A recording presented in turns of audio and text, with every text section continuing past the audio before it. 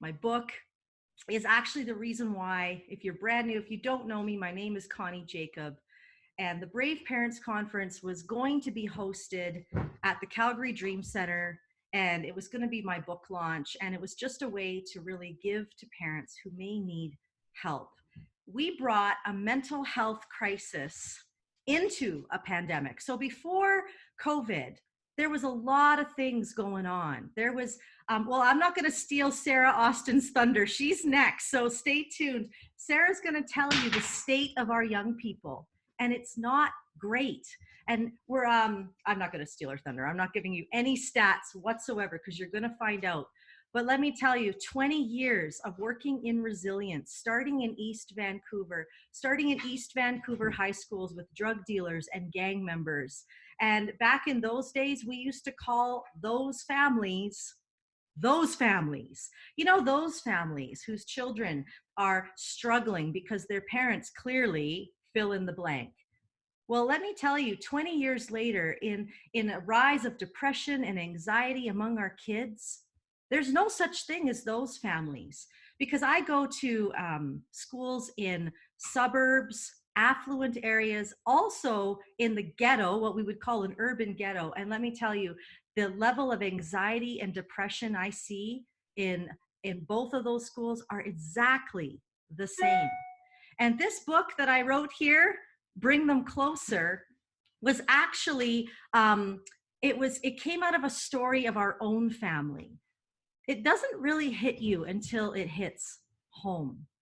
And home is where it really hit us with our own son. We have two boys.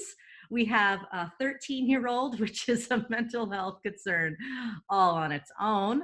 And I'm just kidding. I love my son. You're going to hear a lot about him. And then we also have a 9-year-old. And when our oldest was 6, he was diagnosed with anxiety, depression, oppositional defiance disorder, and ADHD. And at age 8, he was suicidal. Age 8, that's grade 3. And that's our son, our son. My husband and I, we've been married for 20 years. We're educated, we work hard, and you would think that it doesn't happen to families like us. But like I said, mental health is no respecter of persons. And so I remember feeling quite desperate because depression for my son did not show up as sadness or anxiety. It showed up as rage, aggression, anger, scenarios that scared us and brought us great concern. And so I remember taking him to the hospital, and the psychologist asked me, "So what do you do when your son is throwing these fits of rage?" I said, "Well, I send him to his room. And I tell him, you can't come out until you're going to be a good boy." That's how I was raised. That's the 80s, my friend. A little smack upside the head while you go to your room. I thought I was being more than accommodating. But what she said next changed the game. It changed our whole family. And it is the reason why my kids are still here and I'm still here. And we've been brave through the storm. She said, "Oh no, you never send the hurting away from you.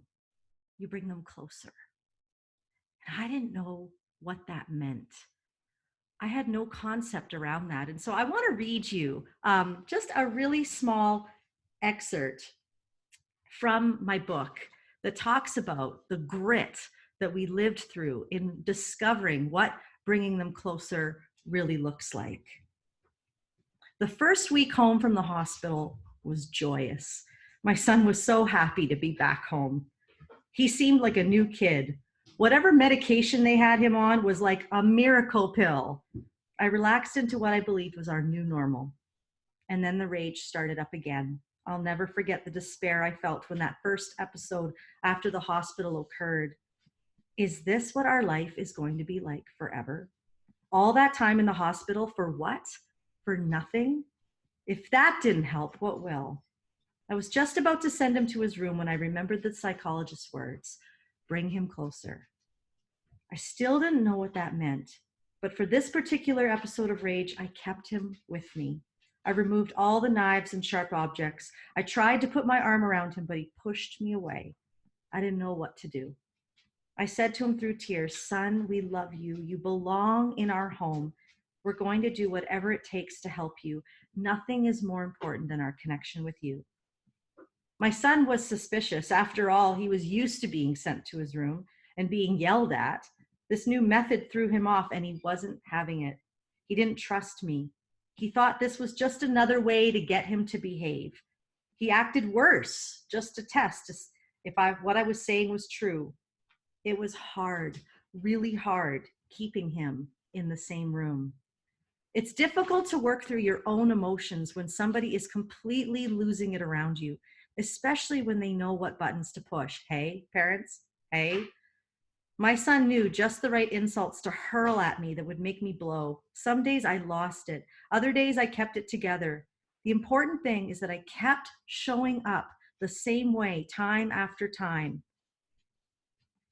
Other days I lost it. Some days I kept it together. The important thing is that I kept showing up the same way time after time. I kept showing up, and then I showed up some more. I showed up consistently the same way for an entire year. I stayed with him in the distress. I took the insults, the screaming, the swearing, always reassuring, son, my connection to you is more important right now than changing your behavior. And then I almost threw up when I said that, because actually I just wanted to change his behavior. He would yell more, swear more, get in my face all the more to prove his theory that this was all just BS, but it wasn't. I meant it. As much as this went directly against everything I knew about parenting and discipline, I imagined my dad rolling over in his grave, telling me to stop being such a hippie and discipline that boy. What he needs for you is to smack that rebellion out of him. But eventually my son began to trust me, allowing me to hold him whenever his big emotions were exploding out of him. And now all it takes is for me to put my arm around him saying, we got you. And he softens. That year was one of the hardest years of my life, because while I had to be strong to hold a safe place for my son, it felt like all my unresolved issues came bubbling to the surface. As I held my son, I didn't know if I could hold my own emotions. I would hold it all in only to explode later or burst into tears behind closed doors.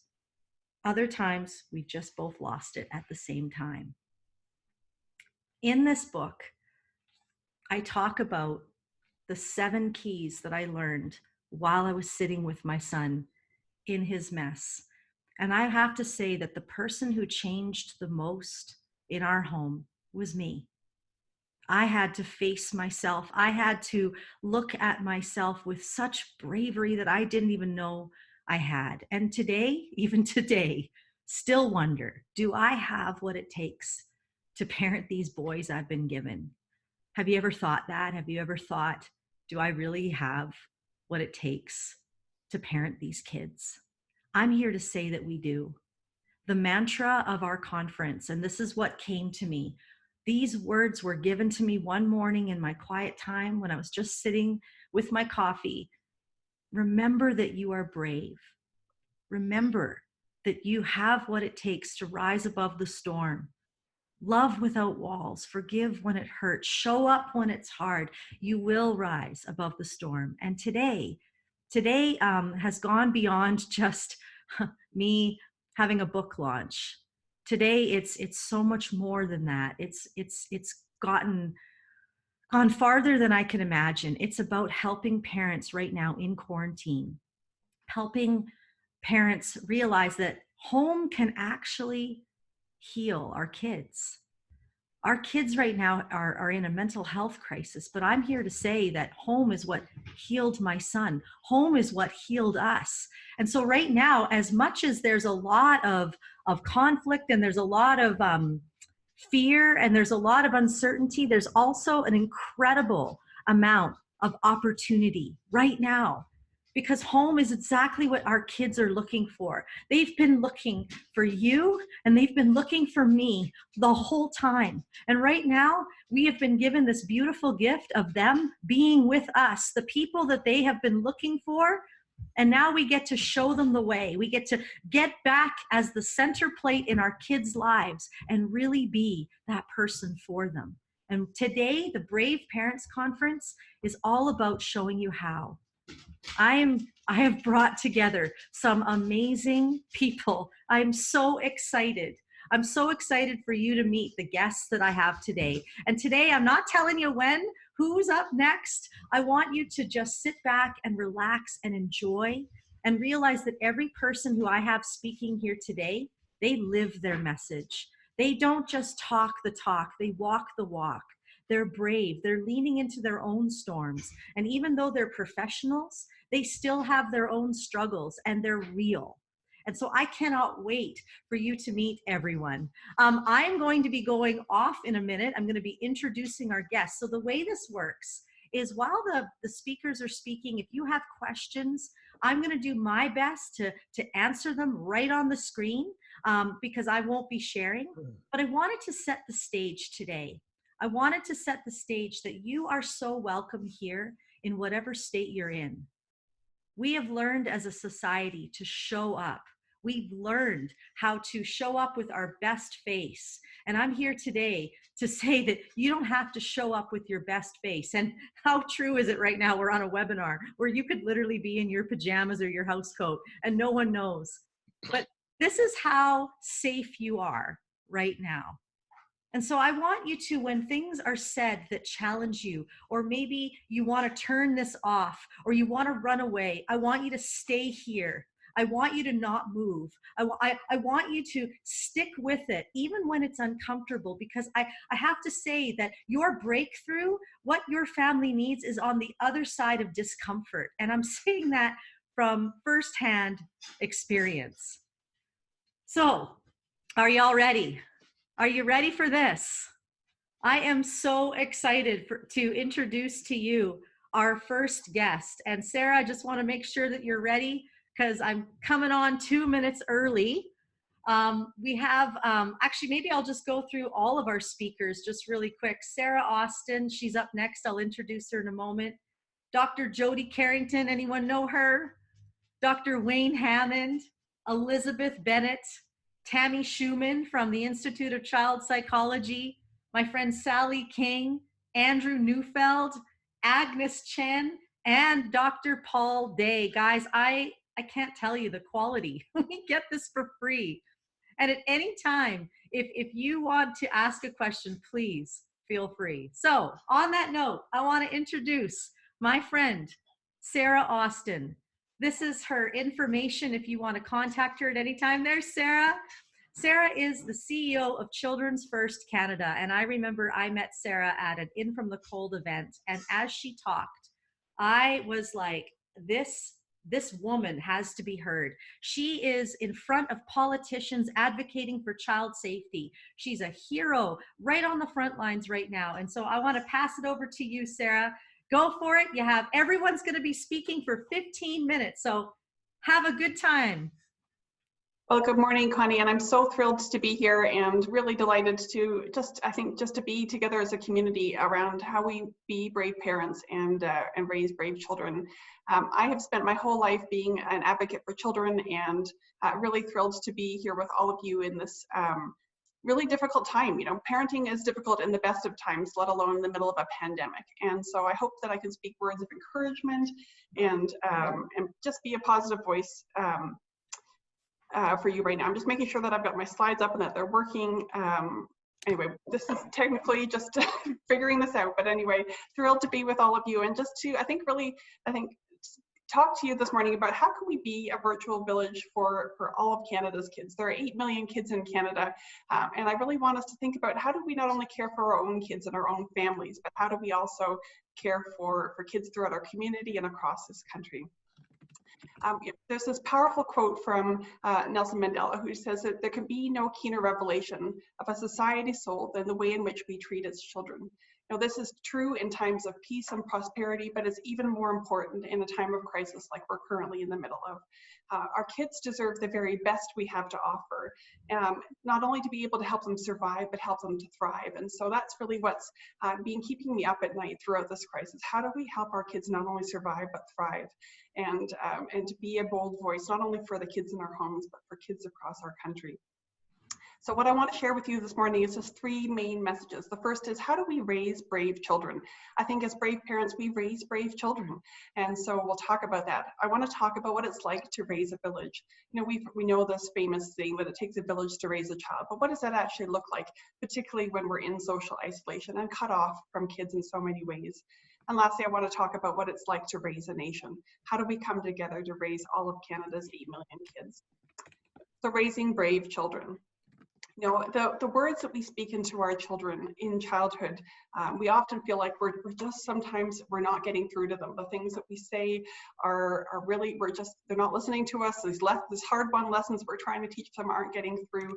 And yet we know from all the research that the words that we sow in our kids' hearts are embedded into their hearts, into their brains, and into who they become as adults. And we can speak words of encouragement, or we can speak words of that will harm them. And so I really want to think about, in this time of crisis, how do we speak words of encouragement into our children's hearts and help them to be brave children and eventually brave adults. You know, for me, this can be, you know, I think one of the best lessons I learned from this when I was a young child is that my parents taught me to speak up and to be involved in the decisions that affect my life. I was just 9 years old when I staged my first protest. I was in grade 4 at the time. I was at a school that had this policy that after school we would have to go out for this evening recess. And I lived in Toronto at the time. We had these bitterly cold winters, and it didn't seem right and fair to me. My friends and I were tired at the end of the day. We just wanted to hang out with our friends, be warm, and just have some downtime at the end of a long school day. And so we decided to stage this protest. We thought the school's policy of making us go out for this evening recess in the cold wasn't fair, so we made our placard signs, we made a protest song, and we marched through the halls of our school. Well, it wasn't long before my parents got a call from the school administrators who were furious with my insubordination and the fact that I was the ringleader of this protest. And they called my parents and they said, you know, Sarah's out of control, and they were obviously outraged with my behavior. You know, and for me, the pivotal lesson in this is that my parents didn't ground me. They didn't turn around and take away privileges and put me back in my place. My parents spoke up for me, and they said, you know, Sarah and her friends have something valid to say here. They you know, you need to listen to them. They may be kids, but they have something valid to say. And lo and behold, the school changed those policies. We were now allowed to have after-school recess indoors and just to be able to have time to hang out with our friends and have some free time as we chose. So, I mean, I wasn't making world peace. I wasn't changing drastic world policies, but I was making a difference in the life of myself and my peers. And it made a difference that my parents helped me and stood up for me and helped me to be involved in some important decisions that affected my life. And I think, you know, as parents, we need to think about how do we involve kids in the decisions that affect them and help them to be brave and to speak up. It doesn't mean that they're in control and they get to make all the decisions, but how do we involve them meaningfully and help them to speak up and be brave children? The next thing I want to talk about is how do we be this village, particularly in this time of crisis when we are cut off from the kids that we would normally see at our kids' schools, or even playing out on the street or throughout our community, let alone the needs that exist across our community. You know, I love this quote by by Fred Rogers, who thinks about this idea of you know, this mentality that we only have to look after our own children, or that other people's children are not our problem. And you know, I think I'm so grateful that I was raised by parents who taught me and who embodied in our family values that we don't just raise our own kids, we raise a village, and we have to look after one another's children. And that we need to be looking out for the needs of others, not only in obvious ways, but also ways that may not be so obvious. And the way that they showed me that was when I was just 4 years old. This is a picture of little Sarah and my brother Andy and 2 little boys who came into our lives when I was just 4 years old. It was 1979. It was the year of the C-suite crisis that some of you might recall. There was a massive humanitarian crisis in Southeast Asia, and hundreds of thousands of people were fleeing for their lives. And Canada, as a country, opened our borders. We opened, many Canadians opened their homes, and our family was one of those families. We took in a family with 2 parents and 2 little boys who were desperately seeking safety and security.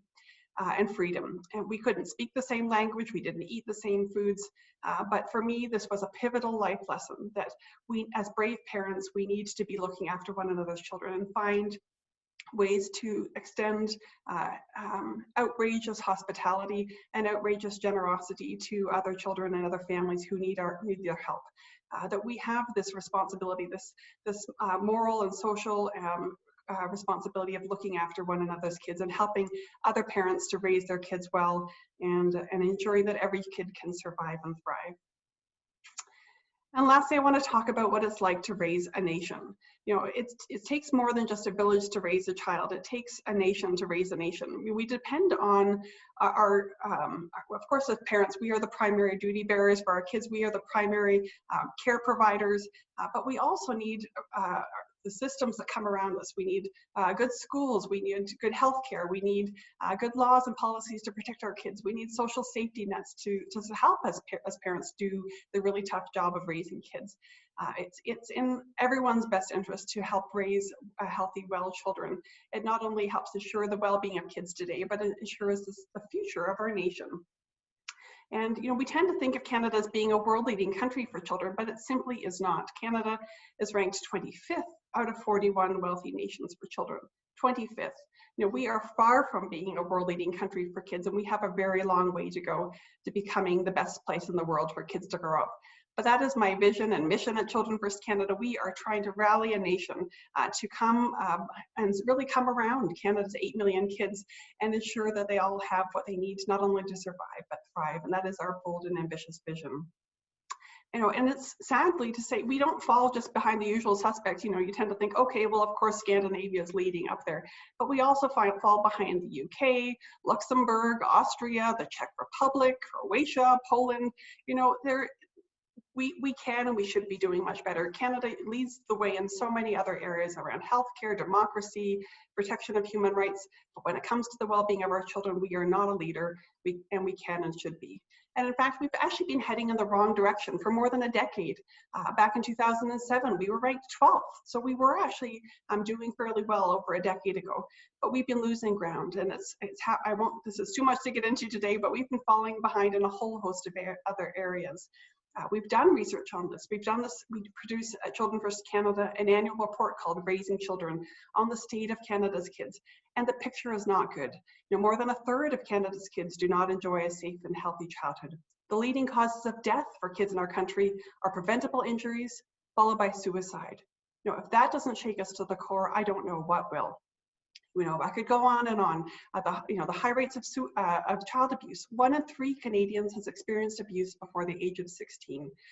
We have, significant issues around maternal and child health. Just the most basic things around kids surviving, let alone thriving.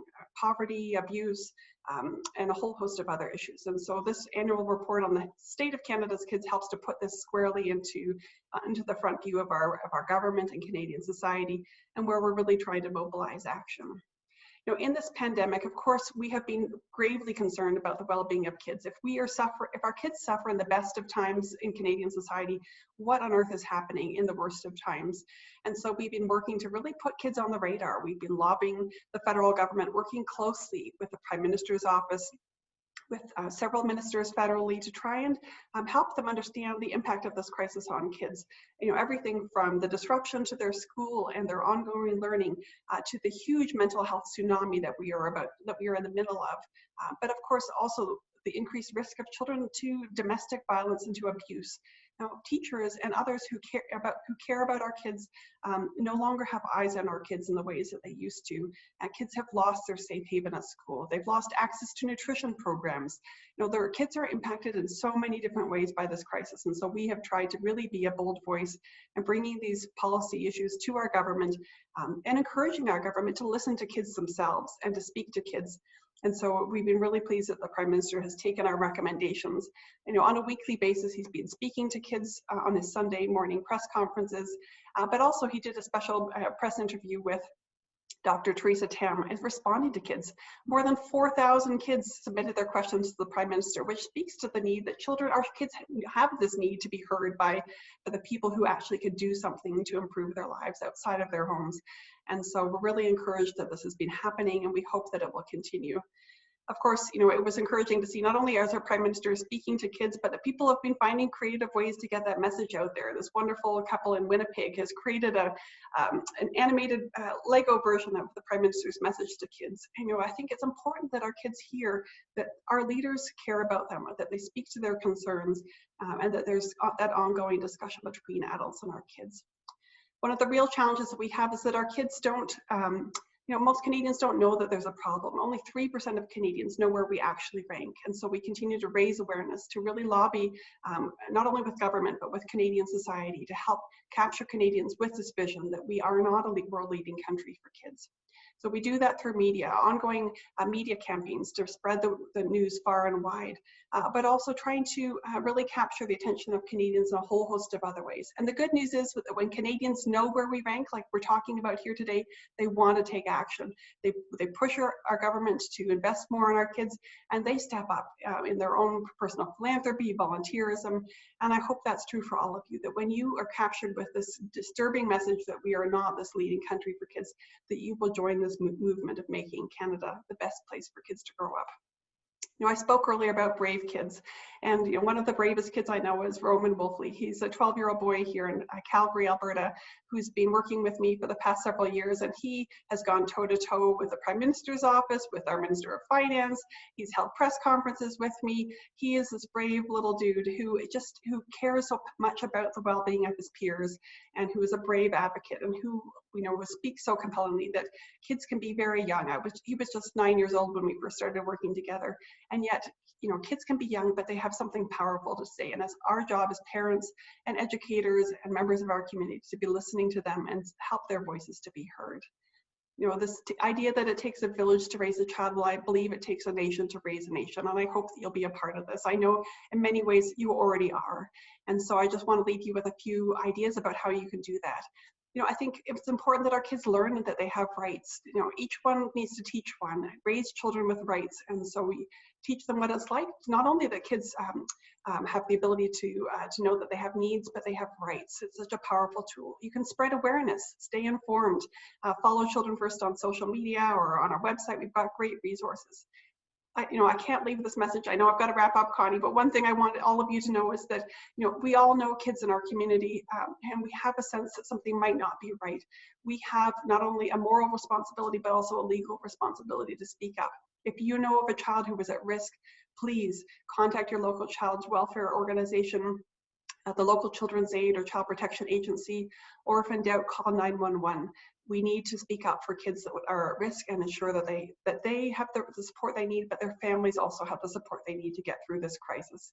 And lastly, don't underestimate the power of your voice. Contact our government, contact your local MP, write to the Prime Minister, tag him on social media, tell him that you want strong leadership for Canada's kids. We have lots of great resources on our website, so check them out at childrenfirstcanada.org, but also nationalchildday.org. We have an annual event in November to really help celebrate children in our community and across this country, so be a part of the national movement.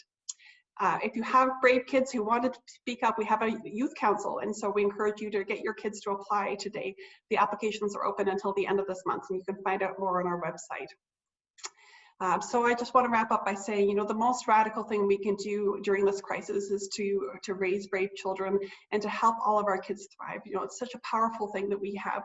I think this crisis, it can feel overwhelming. And I think part of how I'm getting through it is to find a sense of meaning and purpose, that I can be an advocate for kids. And I know that you are advocating for your own kids. And I encourage you to advocate for all of Canada's 8 million children. Thank you so much, Connie, for inviting me to be a part of this. Thank you all to you brave parents, all brave mamas and papas out there. Thank you for what you're doing for Canada's kids. Oh, you're so amazing, Sarah. This is Sarah's contact info, everything that she's doing. I don't know about you, but when I heard that stat that when we were only 25 in the world for child safety, it really struck a chord with me because I have a personal story. And I thought we have to do something. And we have to provide a safe place for parents to feel like they can share what's going on behind those closed doors. And so I just thank you so much, Sarah, for your time coming here today. It has honestly just been amazing to have you. You are a hero in our country, and we're just so honored that you would be here today. Did everyone just feel so fired up when she was talking? I went fast. I know I went fast. If you want slides, we'll share the slides if any of you want them. And just thank you so much for bringing us all together, Connie. And thank you all to the brave parents for raising brave children. Oh, that's great. Well, and a lot of people were asking for the slides. So thank you, Sarah. You have a great rest of your day. If you want to. Thank you too. Yeah, we'll see you. Bye-bye. That is just wonderful. I'm just thrilled, everyone, that we have people like Sarah in our nation. Now, here's where I get kind of concerned. I noticed that our next speaker is not here, so I'm wondering. I'm seeing Dr. Wayne Hammond and Elizabeth here. Dr. Wayne, are you listening? Are you here? Can I get you to go next? Because I think that you would bring some real opportunity for parents to talk about how we can raise resilient kids. Are you here, Dr. Wayne? Yes, I am. Oh, great. Can you go next? I can. Awesome. Everyone, I just want to introduce you to Dr. Wayne Hammond. He is an absolute amazing soul. He has worked in resilience. I call him a resilience expert. And so we heard the stats from Sarah of the way things are, and now Wayne can show us the way things can be and give us some tools. So welcome, Wayne. Oh, my pleasure. Just technology-wise, is the slide presentation up? No, I just see your face. All right, so I need to press a button that share screen, I'm assuming. Technology, right? We're all learning. Yes. We're all learning. Does that come up? You're on. I'm on. Okay. Well, thank you very much. It's certainly a pleasure for me to come and share with you, Connie, and your audience a little bit around this concept of strength-based parenting. I'm hoping today that in some sense, I'm really just sharing a story. I'm not coming to you as a clinical psychologist, although I'll share some idea I've learned over 30 years. But in many ways, this was the practice that I sort of defaulted with my two boys. So I've always told my boys, you're my long-term experiment. And I'm going to practice with you on some things that I'm learning about this idea of building you guys from the inside out, so that when you hit 18, you're in control of your journey. You're taking ownership of who you are, what you think, and how you influence people around you. So part of that whole process was moving away from trying to manage my children to actually building their capacity to be resilient. And it's a lifelong journey. So we're born, and to the day that we die, we're always involved in this concept of resilience. So I'd just like to share with you a few ideas, the concept of resilience, and a bit around some of the key principles or guideposts that I use as a parent. So my belief is that all your children are amazing. They just don't know it yet. And that's our job as parents, is to help them to experience becoming the best version of who they are. I think there's a tendency for us as parents as we want to remake our children in our own image. We want them to think the way we do. We want them to act the way we do, because we feel like we've experienced life, and therefore we have something that maybe they should replicate. And I'm a strong believer in nurturing the journey of our own children. They need to own their own story, and we have this amazing privilege to come alongside for a period of time, but eventually they have to take that journey forward and evolve their own story. So it's a two-way street, remember. As we meet our children for the first time, we're awestruck by this amazing gift that we have, but on the other hand, they didn't choose us as parents either. So it's this dance that we go through as to how we evolve their potential. And there's days when you kind of think, man, live, I never thought that I would ever hear or see that in my child. But you know, our children are just trying to cope. They're trying to interact with the world around them. And so this is where this strength-based parenting comes in, because I believe it's more of a facilitating process, more of a coaching concept. In the early years, we teach our children, but eventually we need to start giving them permission to sort of experience things. And then eventually we sort of move more into a role as a mentor coach. as they go into their later teenage years. But we need to prepare them for an interesting world, and what we're experiencing today with the pandemic is an example of it. Our world is fast changing, it's chaotic, it's unpredictable. And so if we just manage our children and teach them how to behave well, then we haven't prepared them for the real world that they're going to have to experience. And so this idea of resilience is about how do we introduce them with a way of thinking, a way of doing, a way of creating success that they're actually adaptable. They actually can interact with this world around us with confidence, with a sense of personal empowerment, and actually change challenges into opportunities. So one of this one here is, I just think is exactly how sometimes we think as parents. Honey, when you grow up, I want you to be assertive, independent, strong-willed. But while you're a kid, I want you to be passive, pliable, and obedient. So sometimes what we ask our children to do now is not really what they need to be when they enter into their later teens and into early adulthood. But success is not a straight line. Our children are going to experience challenges, and challenges should become opportunities to grow their potential. And a resilient child learns how to take challenges and work with it in such a way that they actually discover more about who they are, what their actual strengths are, and how they can apply it in productive, positive ways. I've always told my kids, my job is not to make your life stress-free. My life is to mess your life up. My role as a parent is to push you out of your comfort zone so that you actually are forced into discovering who you are. But it's in the context of a supportive, accepting, caring relationship. You can ask questions. You can come back and talk to me. Because if you're not making mistakes, and every Friday night, I used to sit at supper and say, what did you learn this week? And my boys all knew that it wasn't about, well, I learned this in math. I was asking them, did you make mistakes this week? And did you learn from it? And did you actually discover something about yourself? And so that whole goal is that part of learning is giving your children permission to make mistakes. So I think our goal as parents is not to raise perfect children who have no worries, to safeguard them from every possible loss, heartache, and danger. Rather, our goal should be to raise strong children who can handle the bumps and bruises that the world's going to have for them. So I believe the goal is resilience, or to flourish, not invulnerability. So part of that process then is, what do kids really need to be as they're going to enter through their early childhood, into their middle childhood, into their teenage years? And I believe that these are the characteristics that we need to nurture in our children. We want them to become critical thinkers, entrepreneurs, problem solvers. These are qualities that actually the real world is looking for, and what our children need. And it's really fascinating how you're starting to see a shift, even in education, towards actually nurturing these qualities, because we know that our children are struggling. As you saw in the previous presentation, there's a lot of children that are feeling left behind, and they're moving into survival mode.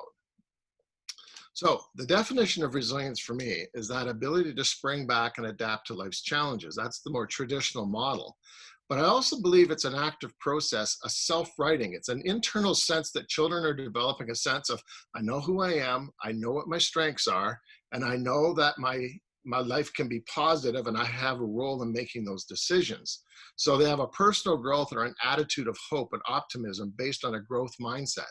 I step out of my comfort zone and I try things I've never done before, knowing that even making mistakes is how I learn. And you can apply it to challenges as well as capitalizing on opportunities for growth.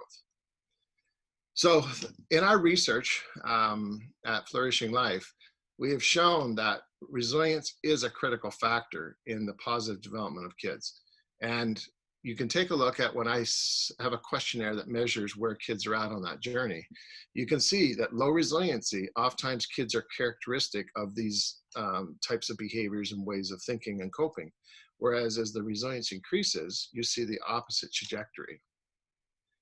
So part of what we do as parents is we try to manage our children from the outside in. So on the left-hand side, you sort of say, this is what you need to learn. I'll support you to behave a certain way. Therefore, you should think a certain way. I am. Therefore, you should be successful. And we know in the research that that's probably a less than a 10% chance of being successful. Whereas on the other side, what I'm inviting you to think in terms is discover who your child is, the I am. discover a relationship with them where you can create safety and trust. And because of that interaction, you create a sense of inspiration, that things can be different, that what if, what might be. And then when you actually introduce examples of how you want them to think or how to behave, they're doing it because it's based on a relationship where they trust you. They want to actually reflect your values. They want to reflect the things that are important to you because they value the relationship, not because it's right information, but because you have a relationship with them that nurtures the trust and therefore the acceptance of it and therefore the I can. So it's an inside out model as opposed to a managing behavior outside in. And I base a lot of this on the neuroscience of how we learn and how we change. And I won't go into this in detail. I actually have a document that you can have, and I'll send it to Connie. It's about 12 pages that I've written around a bit more of an explanation of what I'm talking about today that you can read in more detail, or you can have this slide presentation. But the brain is really interesting. So how a child feels determines how they think, which then determines their behavior, which then determines a conviction. And if you rewrite the experiences that you introduce your child to, it does become a pattern, a default way of how I cope, how I think, and how I interact with the world around me. So here's an example of what you're going to be doing.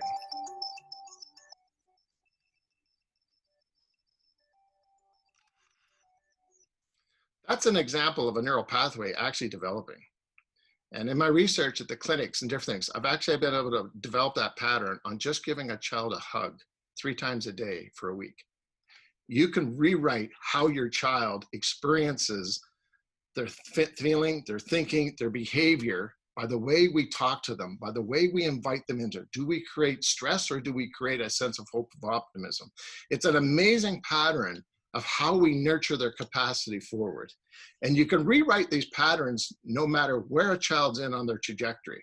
Matter of fact, I'm doing a lot of work around this neural pathways with people 60 plus. There's no stopping about how we write the way we develop new coping mechanisms.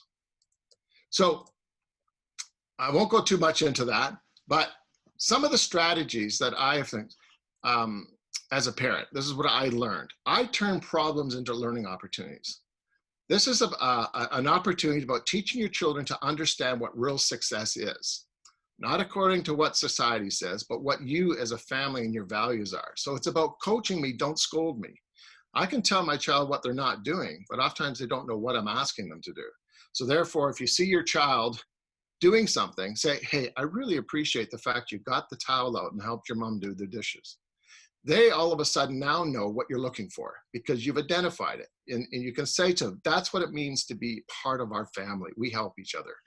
So provide purposeful and caring relationships. Be empathetic. You know, your children are experiencing things that you're not in tune with. And so you need to learn the art of asking curious questions. How was that? That's an interesting choice that you made. I would have never have thought of that. Why was it important to you? As opposed to, why did you do that? Didn't I tell you yesterday? Learn to change your scripts. Increase dosages of nurturance. They need to know that you actually really care. You know, to come alongside my child when I know they've done something that maybe wasn't quite what I was thinking, to say, you know, I really like the fact that you got up and you tried that. That's amazing. That took courage. I'm so proud of you. May have made the wrong choice, but boy, am I ever emphasizing the fact that they're doing something because I can guide the choice. I'm just wanting to affirm that they got up and did something. Don't crowd, accept me for who I am. Oftentimes children, when you're getting too close to them and you're touching something that's actually really important, they'll back away because they're not quite sure what the outcome's going to be. So it's not wrong to sort of say, you know something, it sounds like you're thinking about this. Can I come back in 5 minutes and let's talk about this? It's really giving children space, but letting them know that you're not neglecting them and you're not giving up on them, that you'll be back, we're going to deal with it. Oh, Dr. Wayne, that is gold. I know that you have more, Okay. but we don't have time. But Oh. I don't know about everybody else, but I'm just thinking like, thank you. I really loved the statements that you gave. So important. I feel like what you're offering here, I mean, obviously Dr. Wayne, he does this in seminar format for an hour. So Way to go for really just driving a lot home in about 15 minutes. But All right. Dr. No, Wayne, no. Anyways, for, yeah, I have a document for you. You okay, you send it out to people, and brilliant. this goes through this in more detail. Absolutely. And we will send, if you send that to me, I will make sure everybody gets it. Dr. Wayne, what's the best way for people to reach you if they want to reach out? Oh, it's just Wayne@flourishinglife.com. Wayne@flourishinglife.com. You know what? I'm going to write that in the chat right now. Wayne at flourishing. I can't type this morning because it's Saturday. Life.com. There you go, everyone. Dr. Wayne, thank you so much for being here today. I can't even begin to tell you how All right, I'm trying to I squeeze am. 15 years into 15 minutes. 15 years in 15 minutes. Now that's what I call communication skills. Very good. Well, thank you, Dr. Wayne. You have a great day, and we really, really thank you for being It's here. been a pleasure, and thank you very much. You're welcome. You're welcome. Well, I don't know about you, everyone, but I am just getting filled up here. I'm so excited about the last two guests, and I'm thrilled to have Dr. Jody Carrington with us here today, who, if you haven't watched one of her lives at 8 a.m. in the morning, if you want to start your day with some good laughs and some good truth to start your day off, then man, you gotta check it out. But Dr. Jody, I'm so thrilled you're here. Thanks for coming, and all your work around connection. If there's ever time, we need it right now. So welcome and take it away. And you just got to unmute.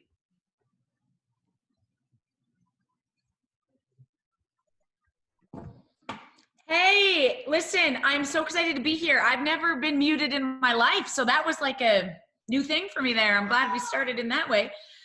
You're in my kitchen this morning. The babies are on the iPad somewhere, losing their mind. I'm only a half a coffee in, so I'm going to do my very friggin' best to get this together. Wayne, that was phenomenal.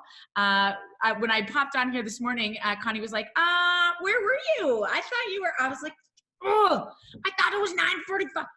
Anyway, we're here. I just, you know what's so great is that I do a live every morning during the Corona crisis, because I think the only thing we need to figure out now is how we stay connected in this massive time of disconnect. And so I had my son on this morning talking about anxiety. So my son is 9, and he started to talk about anxiety, or got on and talked about anxiety this morning. And so we were just watching that back together. And my husband was like, don't you have to, are you doing this great thing with Connie? I was like, oh, yes, I am. So here we are. This morning, I am so excited to be here with you. You know, Connie's amazing. This new book of hers, I cannot wait to read it, and I hope you all get it too.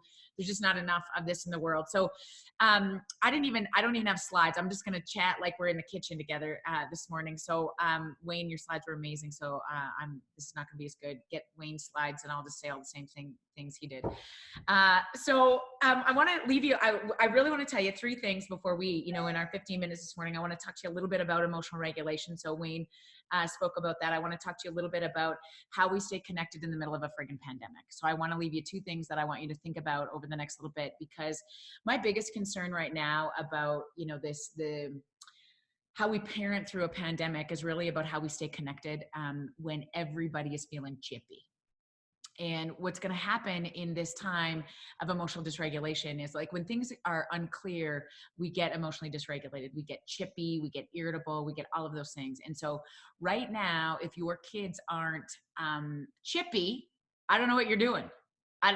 You need a medal or something. If you are not prepared to get divorced in the next 3 seconds, I don't know what's going on. Like, how are you doing it? We'd all like to know. Because when we're in the middle of such significant changes, I think everything comes into question. Are we going to be okay? What's happening with our finances? And our babies feel it so significantly much. I mean, their routine has been put on its head. And so if there's a few things I think that I really want you to think about is, number 1, the importance of feeling this. This is unprecedented. I can't tell you how many times it's unprecedented, how many times I've said unprecedented in the last friggin' 6 weeks, because nobody has a script for this. And we're wired to do hard things, but we do those hard things so much better when we stay connected. But the hard part about it is that when we get scared, we disconnect, we armor up, we step into things and say, And our kids are the number one, I think, feeler of that right now. And so what we want to do when people get dysregulated or disconnected is we want to fix it. We want to say, okay, at least you know what? We're safe here. At least we're not on the front lines. At least don't worry about your hockey provincials. At least we're The one thing I want to tell you, first of all, out of the gate is we have to hold space for how big this emotion is. I don't even think we're close to wanting to fix it, although we'll be inclined to want to do that. We have to hold space for that deal right now. And so you need to, Dan Siegel says this, you need to name it to tame it. And I want you to be very clear that perception is a function of experience. And so if it matters to you, it matters. If it matters to them, it matters. And so for a 7-year-old, not being with their friends is huge right now. For your 15-year-old who doesn't get to do his hockey provincials and he worked his bum off all year to get to those hockey provincials, this is devastating. The fact that they can't date, the fact that they can't hang out with their friends for, this temporary time is huge. If your neighbor is a physician and he's on the front lines, what it matters to him, all of those things are inconsequential. He's just trying to decide who gets a vet tomorrow. And that perception is a function of experience. All of those things matter equally. If you go on live every morning and you can't get your extensions replaced and you got roots the size of a small village, if it matters to you, it matters. This is life. This is devastating for me. And unless I hold space for that, I got to name it to tame it. We try to, I think, justify whether we have a right to feel based on how other people's are feeling. And comparison is the thief of all joy. So I want you to be very careful about holding space for everybody's emotion in this process. Your 7-year-old, the emotion matters. If it matters to you, it matters. Okay. So perception is a function of experience. So holding that space, I think, is what's really critically important. The other thing around, if you own a kid or teach a kid, or love a kid, or you're walking some kid home, no matter how old they are, what's really important in this process is something called emotional regulation. And I want to just sort of jump off on what Dr. Wayne was talking about, because, he spoke a lot about the prefrontal cortex. Dan Siegel's take on the lid flip is the one thing that changed my life. So I'm a child psychologist by training. I spent 10 years on the Locke Psychiatric Inpatient Unit at the Alberta Children's Hospital. And I still continue to this day to not be a huge fan of kids. I'm not awesome at parenting. Like, if you would see me with my own children, you wouldn't buy my book. I wrote a book, just happen to have a copy here on the table, called Kids These Days. And I tell you a lot about my theory about children and emotional regulation. But if you see me with my own personal children, you wouldn't buy the book, because we are so much better with other people's children.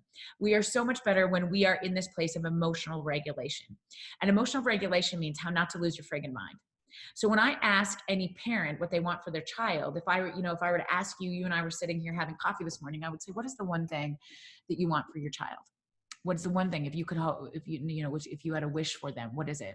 And everybody says this to me: I just want them to be happy. Which is really lofty and lovely. But when I ask other parents, tell me more about that, they say, okay, a few more things. I'd like them to do well in school. I'd like them to make friends. And I would love them to be kind. I'd love them to give back in the world somehow. Cool. That's really nice of you, Mama. It's really nice of you, Dad. Your child can't do any of those things if they do not learn the skill of emotional regulation. They are not born with how to stay calm. You have to show them. You cannot tell them. And in fact, when you bring them home from the hospital, they only have three basic ways: fight, flight, and freeze, to show us what they need. But basically what they do a lot is lose their friggin' mind. And our job as parents is to respond to them by regulating them. If I were to put a dysregulated infant in your arms, you are wired for connection. You would do this, instinctually, even if you don't have a lot of experience with infants. When I watched my husband hang on to our baby for the first time, I was like, wow. And he did his very best to try to soothe him, right? Asher's head was in his armpit, but he was doing this, And we're wired to connect and co-regulate emotion. The only way we teach our babies how to regulate emotion is we show them, we can't tell them. And when we do it over and over again, we put their prefrontal cortex back on again and again and again by showing them. They start to develop neural pathways, as Dr. Wayne was talking about, that sort of connect the prefrontal cortex on. And we need to give them access to those neural pathways so that when we're not there to help them co-regulate, they have access to them. Our biggest job, Ram Dass says this: we are all just here walking each other home. Our biggest job is to walk our babies home again and again and again through emotional dysregulation. The more times I do that in my child's physical presence, the less somebody has to do that when I'm not there. Okay. So when I put that prefrontal cortex on, I'm doing my very best. Here's the issue. I am at my best when my prefrontal cortex is on, when I'm regulated, when I can use my words and I can take deep breaths. Then I have access to everything I know as a parent. When you are regulated, moms and dads, you are phenomenal. You are phenomenal. I've assessed and treated over 1,000 kids in this country, and I have never, not one time, met a bad kid. I have also never one time, and I've worked with kids who've been apprehended and, parents who have made massive mistakes with their babies. I've never, not one time, met a parent who wasn't crazy about their child. And when they were regulated, they have every skill they needed to raise a healthy, happy human. And I think what really matters the most is, as a child psychologist, I'm rarely worried about kids. I am much more concerned about the people who hold them. And I would spend so much more time and effort looking after communities just like this to say, how do we walk each other through crisis and hard times so that we can stay as connected and regulated as we can? And when we're in this time of dysregulation, we don't know who's going to lose their job or who's going to die or what's going to happen. Emotional regulation becomes the most important thing on the planet to focus on. So when we flip our lids or lose our minds, we lose access to everything that we know to be true. And you know this, when you're regulated, what our babies need is things like eye contact. The tone of voice becomes important. The quickest way to get a lid back on for you and me and everybody else is to take a drink of water or have a snack. And that flies in the face of all behavioral reason, because you shouldn't reward kids who are just losing their mind. You shouldn't say, let's come and have it. Come here. Let's get some juice. Let's have a drink. Let's have a drink of water. And then you teach. It is not if you're going to have hard conversations with your children or give feedback or get them to comply or use their words. It's not if you're going to have those discussions, it's when. And you cannot teach, you cannot effectively consequence a kid who is emotionally dysregulated, because they cannot learn. Not because they don't want to, not because they're a psychopathic serial killer or they got the bad genes from the dad and you shouldn't have married their dad because, that's a problem. Every one of our babies are amazing, most amazing when they're regulated. Here's the issue. You can only learn emotional regulation when you get dysregulated first. Their job is to lose their friggin' minds. Our job as big people is to walk them home, which is why we need a community to do this process, because usually we're better with other people's children. And in this time of a global pandemic, what I really want you to think about is how you stay connected to the village, how you keep your kids connected to the village. If you're struggling with your adolescents, if you're struggling with your people, I really want you to think about, call your educators, your teachers who have their heart, their hockey coaches, their basketball coaches, and say, I'm really concerned about my boy. Would you just give him a call today? Can you reach out and give him an email? Because normally our babies would see, of course, their teachers and their coaches. How do we create a village, moms and dads and grandmas and grandpas and aunts and uncles, to walk each other home in this process? I'm sending video messages to my nieces and nephews every chance I get. There's a big difference between, I don't want you to phone. If you can ever get a chance to send a video message or a FaceTime, I want you to do it, particularly in this time of disconnect, because these eyes are the window to the soul. And there is not a single culture on this planet that doesn't co-regulate with eye contact. We socially reference by eye contact. We know how we stand in other people's presence like this. So even if you are isolated by yourself, I want you to do a lot of video connections. I want you to do the very best you can to stay connected in this community until we can hug again. And if there's anything I want to leave you with, it's this. We're wired for this, team. And it's, situations like this when, Connie creates this kind of community. You can join our, Wayne has a community, Sarah. I'm happy. Every morning I'm jumping on at 8 a.m. We have the most phenomenal community. Surround yourself with people who remind you how amazing you are. And we'll get through this stronger than ever. I believe that from the bottom of my heart, Man, hands up for Dr. Jody. Bring it. What? You matter. You matter. Oh, so good. You know what I really love about you, Jody, is that you take probably all your PhD knowledge and you bring it down to real life, and you remind us of what's really important. I am just honored and thrilled that you would join us today. Thank you for being brave yourself, showing up every single day. There's probably mornings you don't feel like showing up at 8 a.m., but you show up every morning for the community. And do you know what's really critical is that it's my mental health that is just benefiting from it. When I show up with people in this community who are supportive and amazing, I mean, we're just walking each other home, Connie. Yeah. Right. So I'm just as proud of this community and I would do it every day for the rest of my life, to the best of my capacity, because it's amazing to me.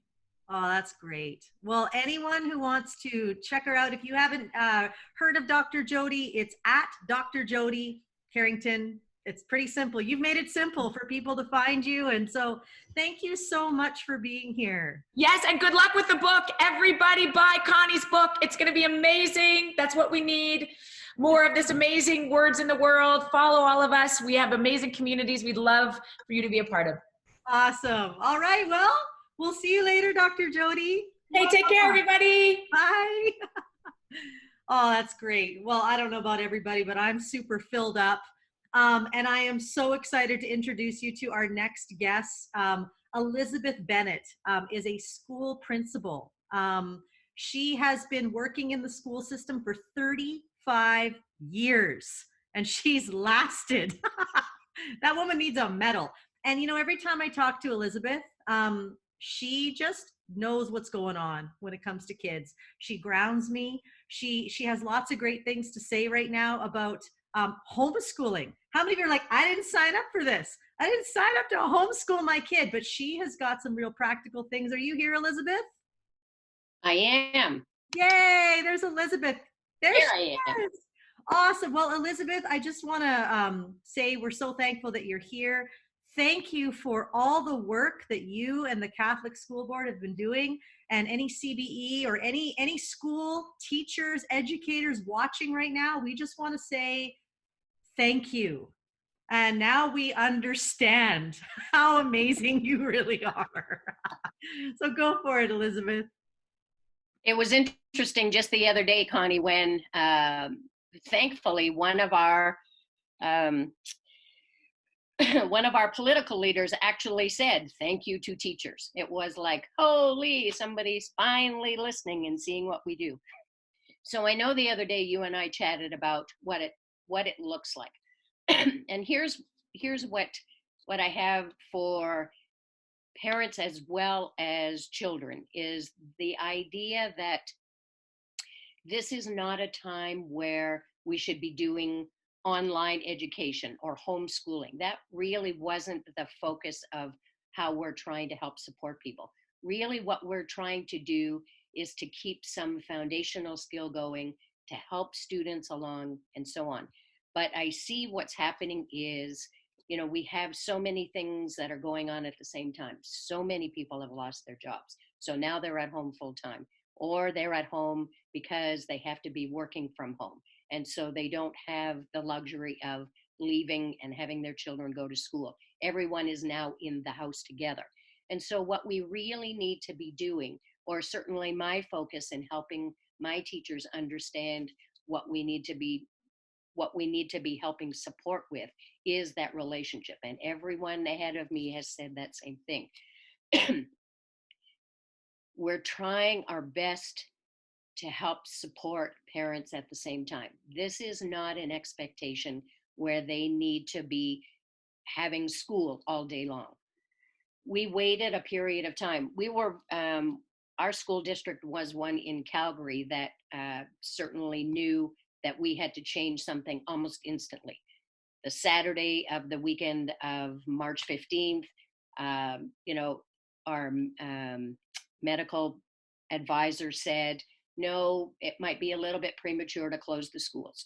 So, you know, all of us as principals and administrators and so on were, you know, texting and emailing our teachers saying, okay, here's our plan moving forward for next week.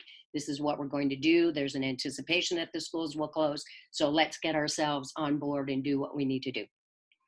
Then the next day, it was announced that the classes would be canceled, not schools closed, but classes would be canceled. So again, we gathered with our teachers on Monday and said, okay, here's what we need to do. The most important thing that we need to do right now is not about the curriculum. It's about relationship. So figure out however it is that you need to use technology to get connected with your children in your classes. the lower elementary teachers whose eyes they were just agog with, oh my God, how do we make this happen? Because this is not a pattern of behavior that we're used to, particularly with younger elementary kids. We're in those classes with those kids, we're doing centers, we're having some fun, we're doing lots of things that are really relational and really heartfelt in the classroom. So now what happens? So these teachers, it's been quite an amazing journey in the short time to see that vertical learning curve for them with technology. But they have adapted to it, they've taken it on. They're using Microsoft Classroom and Flip Video and all kinds of things that, several weeks ago I wasn't even familiar with, or neither were they. And what they've been doing is they've been giving kids an opportunity to visit with each other and to visit with the teachers and showing them their favorite toy or their animals at home, or talking about what's been going on and so on.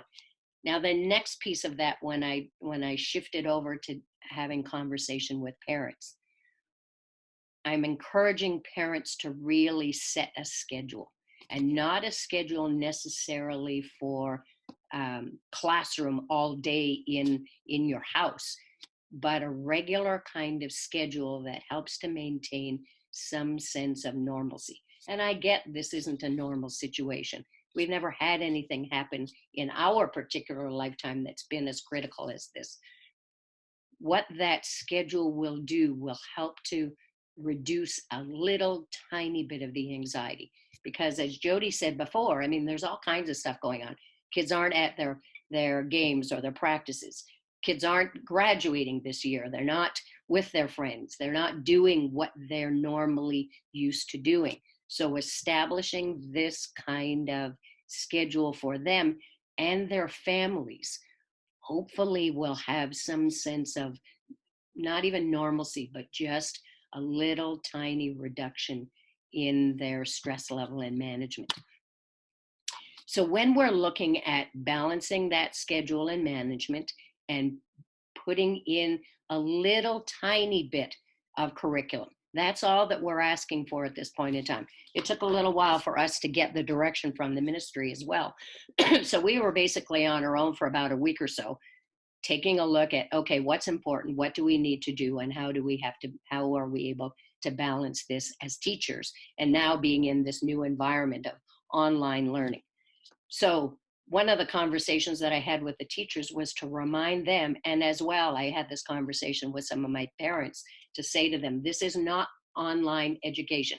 This is not a university course, or it's not, if you're taking advancement in high school, or you're doing an online program. This is not it.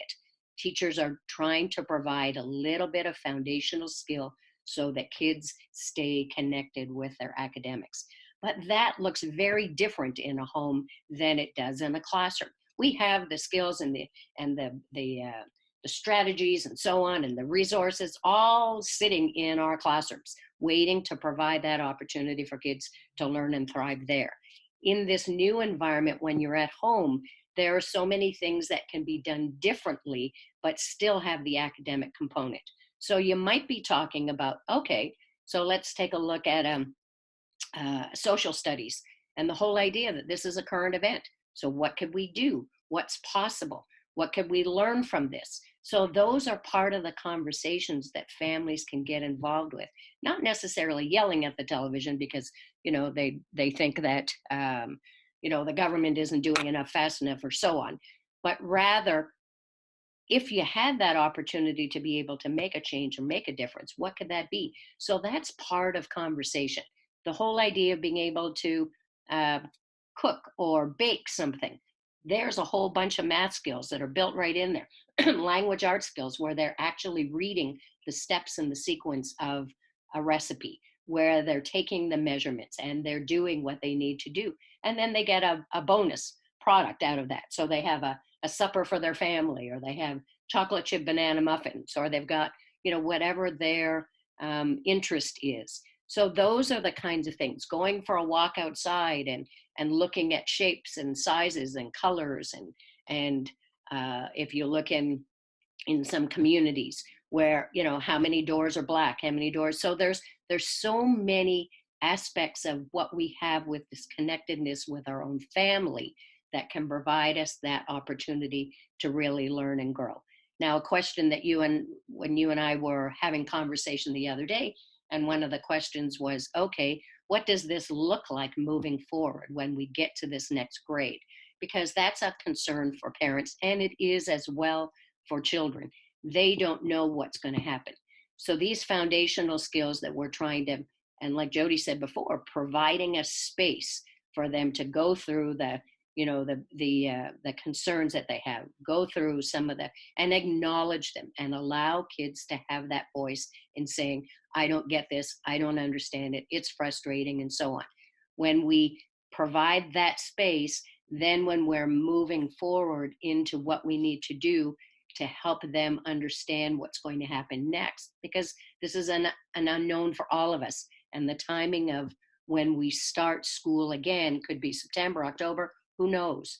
But when we get there, the teachers have the opportunity and the resources to be able to assess the students. So they might take something from, let's say your son or daughter is in grade 5, just as an example.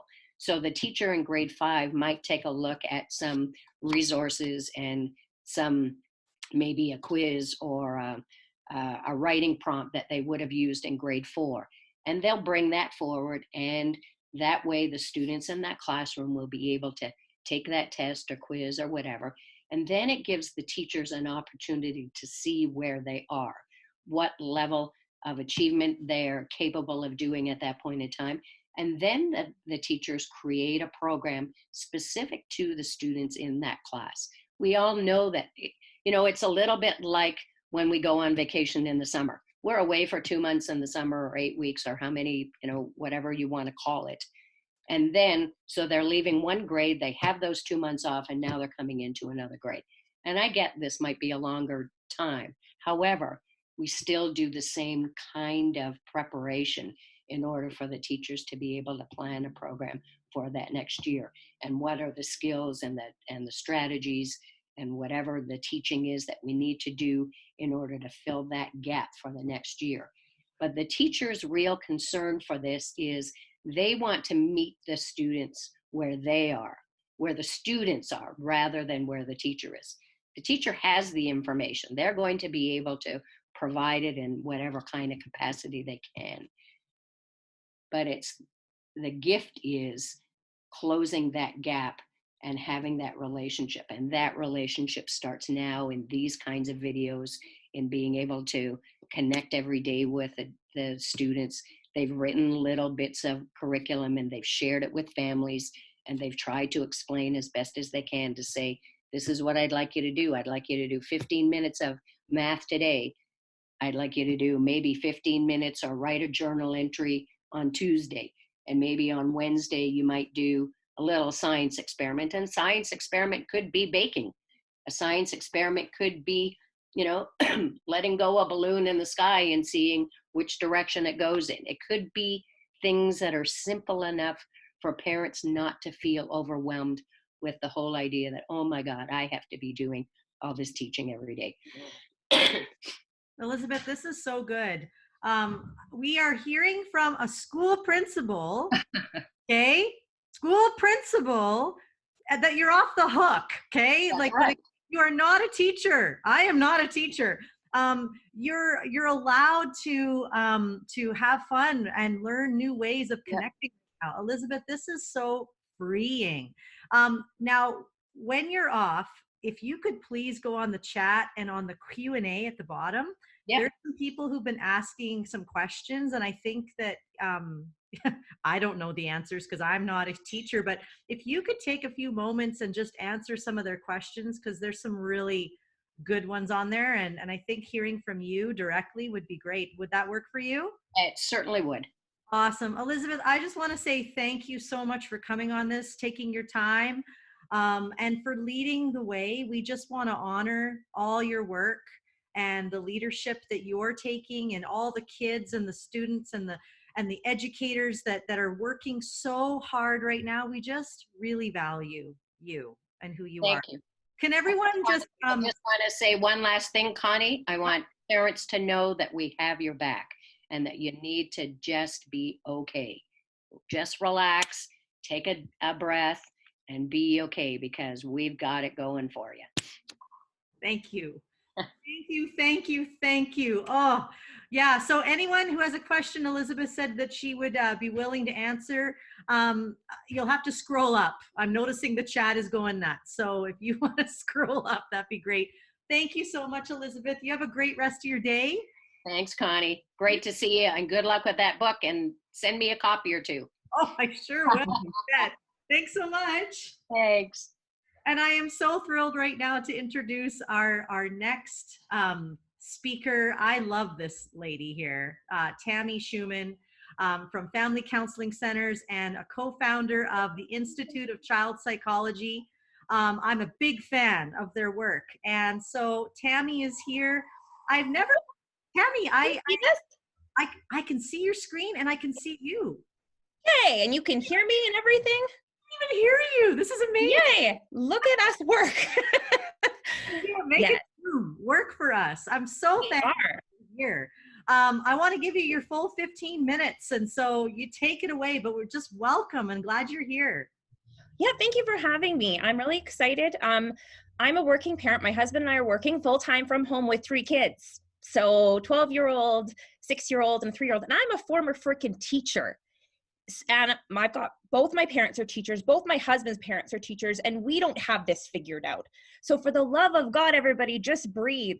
If our family can't figure this out, and I'm a child psychologist and a former teacher, and the grandparents can't figure this out, no one's got this figured out. So I just want to give you guys some grace here that we've never done this before. We've never lived through a global pandemic. So give yourself some time to breathe. I feel like parents are suffocating on expectations that they cannot meet. We were not meant to do this kind of work.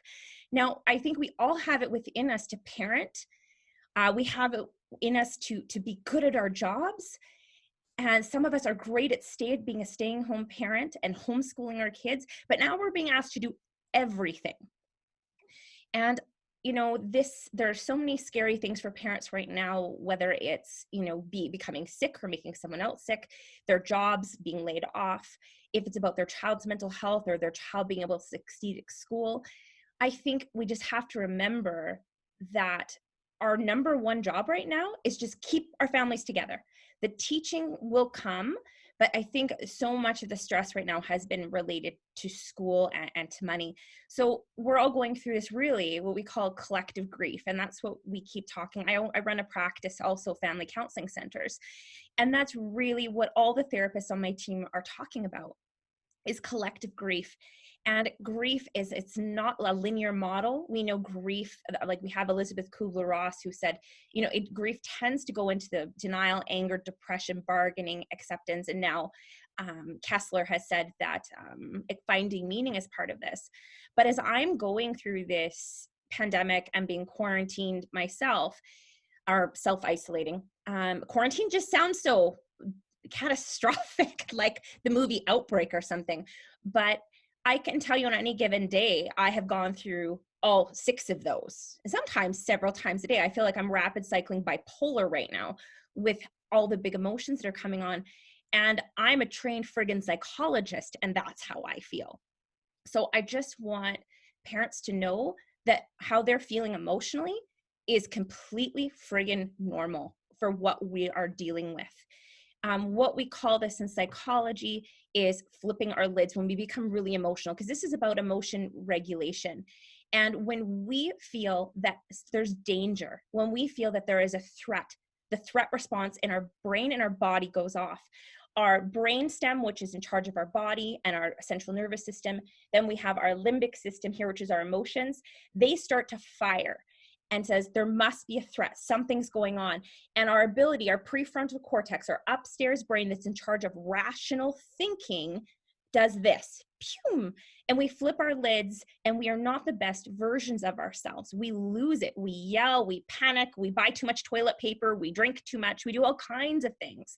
Maybe we just sit in Netflix all day long, or we micromanage our children, or we yell at our husbands or our wives. We are trying to keep it together, but literally, your brain is not allowing you to do that. We could take your brain in panic mode, put it through an MRI scan, and see that you have lost blood flow to the part of the brain that says, this is not a good idea right now. I should not be screaming at my children right now. I should not grab that second bottle of wine right now. This is not a great idea. Because your body is saying, I just have to protect, protect, protect. And what we need to know, so if you know this about your brain, we think, we better deal with the part of the brain right now that's losing it, which is our emotional brain and our downstairs brain, which is all about our body. So understand that when we go into this kind of flipping our lid state, people tend to go one of two ways. They go into hyperarousal. These are your over functioners. People, it can also be people who get panicky, who are ordering people around. They're making lists, like they're, checking the news constantly. They're very hypervigilant. And then you've got the second set of people who completely check out, who get, we call that dissociative. They get lethargic, they get depressed, they don't want to get out of bed. Sometimes they're in denial about what's going on. And then you get people who essentially are under functioners. So just because someone isn't, watching CNN constantly and they aren't screaming and not yelling, doesn't mean they're not impacted by what's going on. It's just the fact that they're in a freeze response. They're shutting down instead of doing a fight-flight response, because the brain responds to threat in four ways. You either want to fight, you want to freeze in place, you want to run away, or you collapse, you check out. So people either go into fight-flight or they go into freeze-collapse. And so you've got these over versus under functioners who are anxious because of what's going on. So the question is, are you an under functioner or an over functioner? I really highly recommend Brene Brown's. She has a podcast and she talks about this in much more depth, about over versus under functioning in terms of the anxiety response. And I'm definitely, my husband and I are self-proclaimed over functioners. We're going to micromanage everything, and we're going to make lists, and we're going to be cleaning the house, and we're going to be putting the kids to school and taking on projects. And other people are the opposite, where they completely shut down. And I have had days where I have shut down. But let's just take a look really quick here. And I want to give you some strategies on how to really quickly deal with this. Please know, unless you deal with the downstairs brain and making sure your physiological and safety needs are met first, it's really difficult to do hard things past that, the really complex tasks. So give yourself a break there. So as we go into regulating yourself, I am literally giving you the plan that my husband and I are using right now. I was like, what is working? And these are the things I recommend to my clients as a psychologist as well. So I prefer to use a bottom-up approach, because we're really dealing with our safety needs. We're going to deal with our body first, and this is how we regulate children too. So we're going to work with the brainstem first, which is all about our central nervous system. And when we calm and regulate our bodies, we will then, it's a domino effect where we will move to our upper brain areas where we can do more complex things and get our thinking in line. But first, let's deal with the body. And when we do this, we release neurotransmitters like GABA, dopamine, serotonin, and we stimulate the vagus nerve, which is in charge of getting your lid back on, essentially. Then we're going to move into the limbic system, and we're going to relate and try to connect with people. But first, we're going to take care of our bodies. Then we're going to try to connect with people if we can.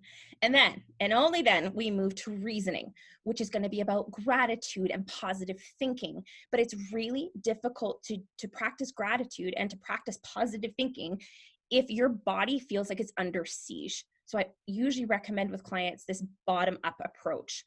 So here are just a few things you can do. We have this on our Instagram page and our Facebook page. Hopefully you guys can see this. I want to give you 5 easy strategies. Maybe they'll be easy, maybe they won't, but I mean, this is literally my day right now. So tapping. Now you can Google this, tapping. This comes from EMDR, eye movement desensitization reprocessing therapy. I'm a trauma therapist, so I use tapping all the time with clients when we're processing traumatic memory. It integrates essentially the right and left hemisphere of the brain. So what I want you to do is you're going to connect your thumbs like this, and you're going to put your hands like this. And I want you to think about a time where you were calm, where you were safe, where you weren't stressed. And maybe that's a made up place because maybe you cannot go to a place like that. You're going to do some deep breaths. And as you think about that calm place, you are going to tap right, left, right, left, right, left. And what that's doing is integrating the right and left hemisphere. And that's going to help calm your butt down.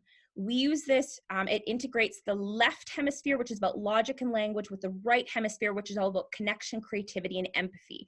So Google butterfly hug, tapping. The tapping method is another one you can look at. Again, tapping. Do this with your kids. So in EMDR, again, we use this a grounding method called Calm Place. So I really love tapping. Keeping an eye on the time here. I have way too much stuff to give you. Mindfulness and breathing. I'm not going through a mindfulness script with you, but you know what's a great thing is the Calm app, and I use this every single morning for the last year. Before my kids get up, I set my alarm 10 minutes early, and I go downstairs, sit with my dogs, and I listen to a guided meditation or just nature sounds, the ocean, birds chirping, and just bloody well breathe. Breathing is the fastest way to deactivate a panicked brain, the fastest. So deep breathing, it's a legit thing. You activate the vagus nerve, it deactivates the limbic system, the amygdala, the brainstem, and gets your lid back on. Really good stuff. Gratitude works with the upstairs brain. Gratitude literally rewires your brain for positivity by releasing dopamine and serotonin, which balances out depression and anxiety. It has been shown to help with sleep, being more effective at work, improved executive functioning, and having a greater, essentially, appreciation for life. So gratitude is a wonderful thing, is finding small things that we're thankful for can rewire our brain, in particular the right temporal hemisphere, and it will help with that piece. Move your body.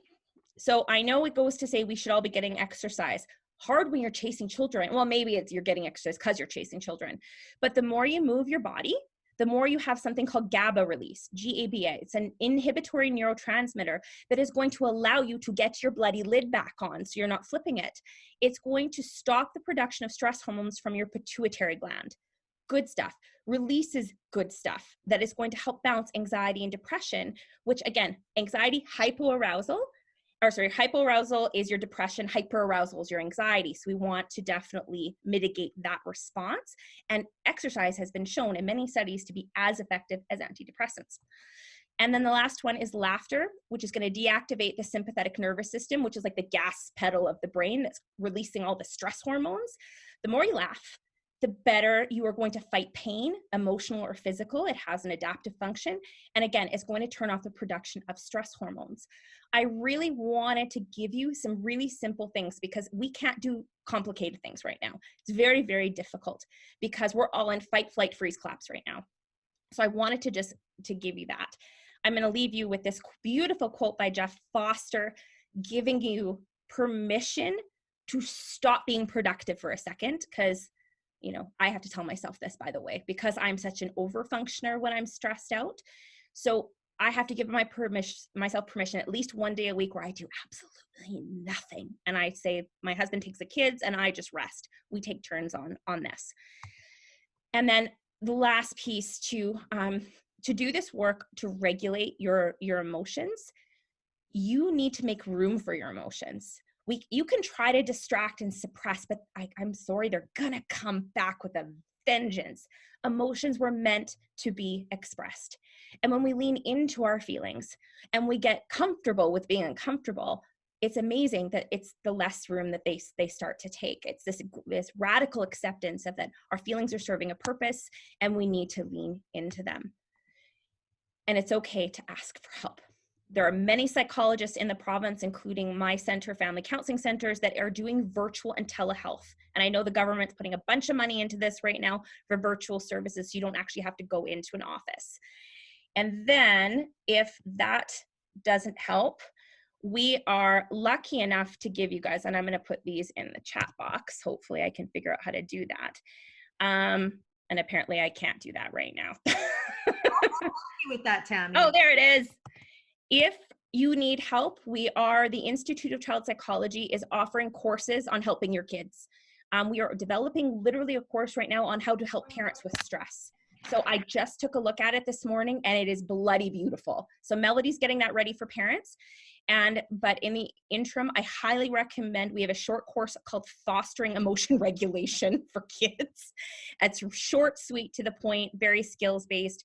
And to make this affordable for parents, we do have membership. So you can just pay for like a month and then take whatever you want from it. But I'm hoping it was very short.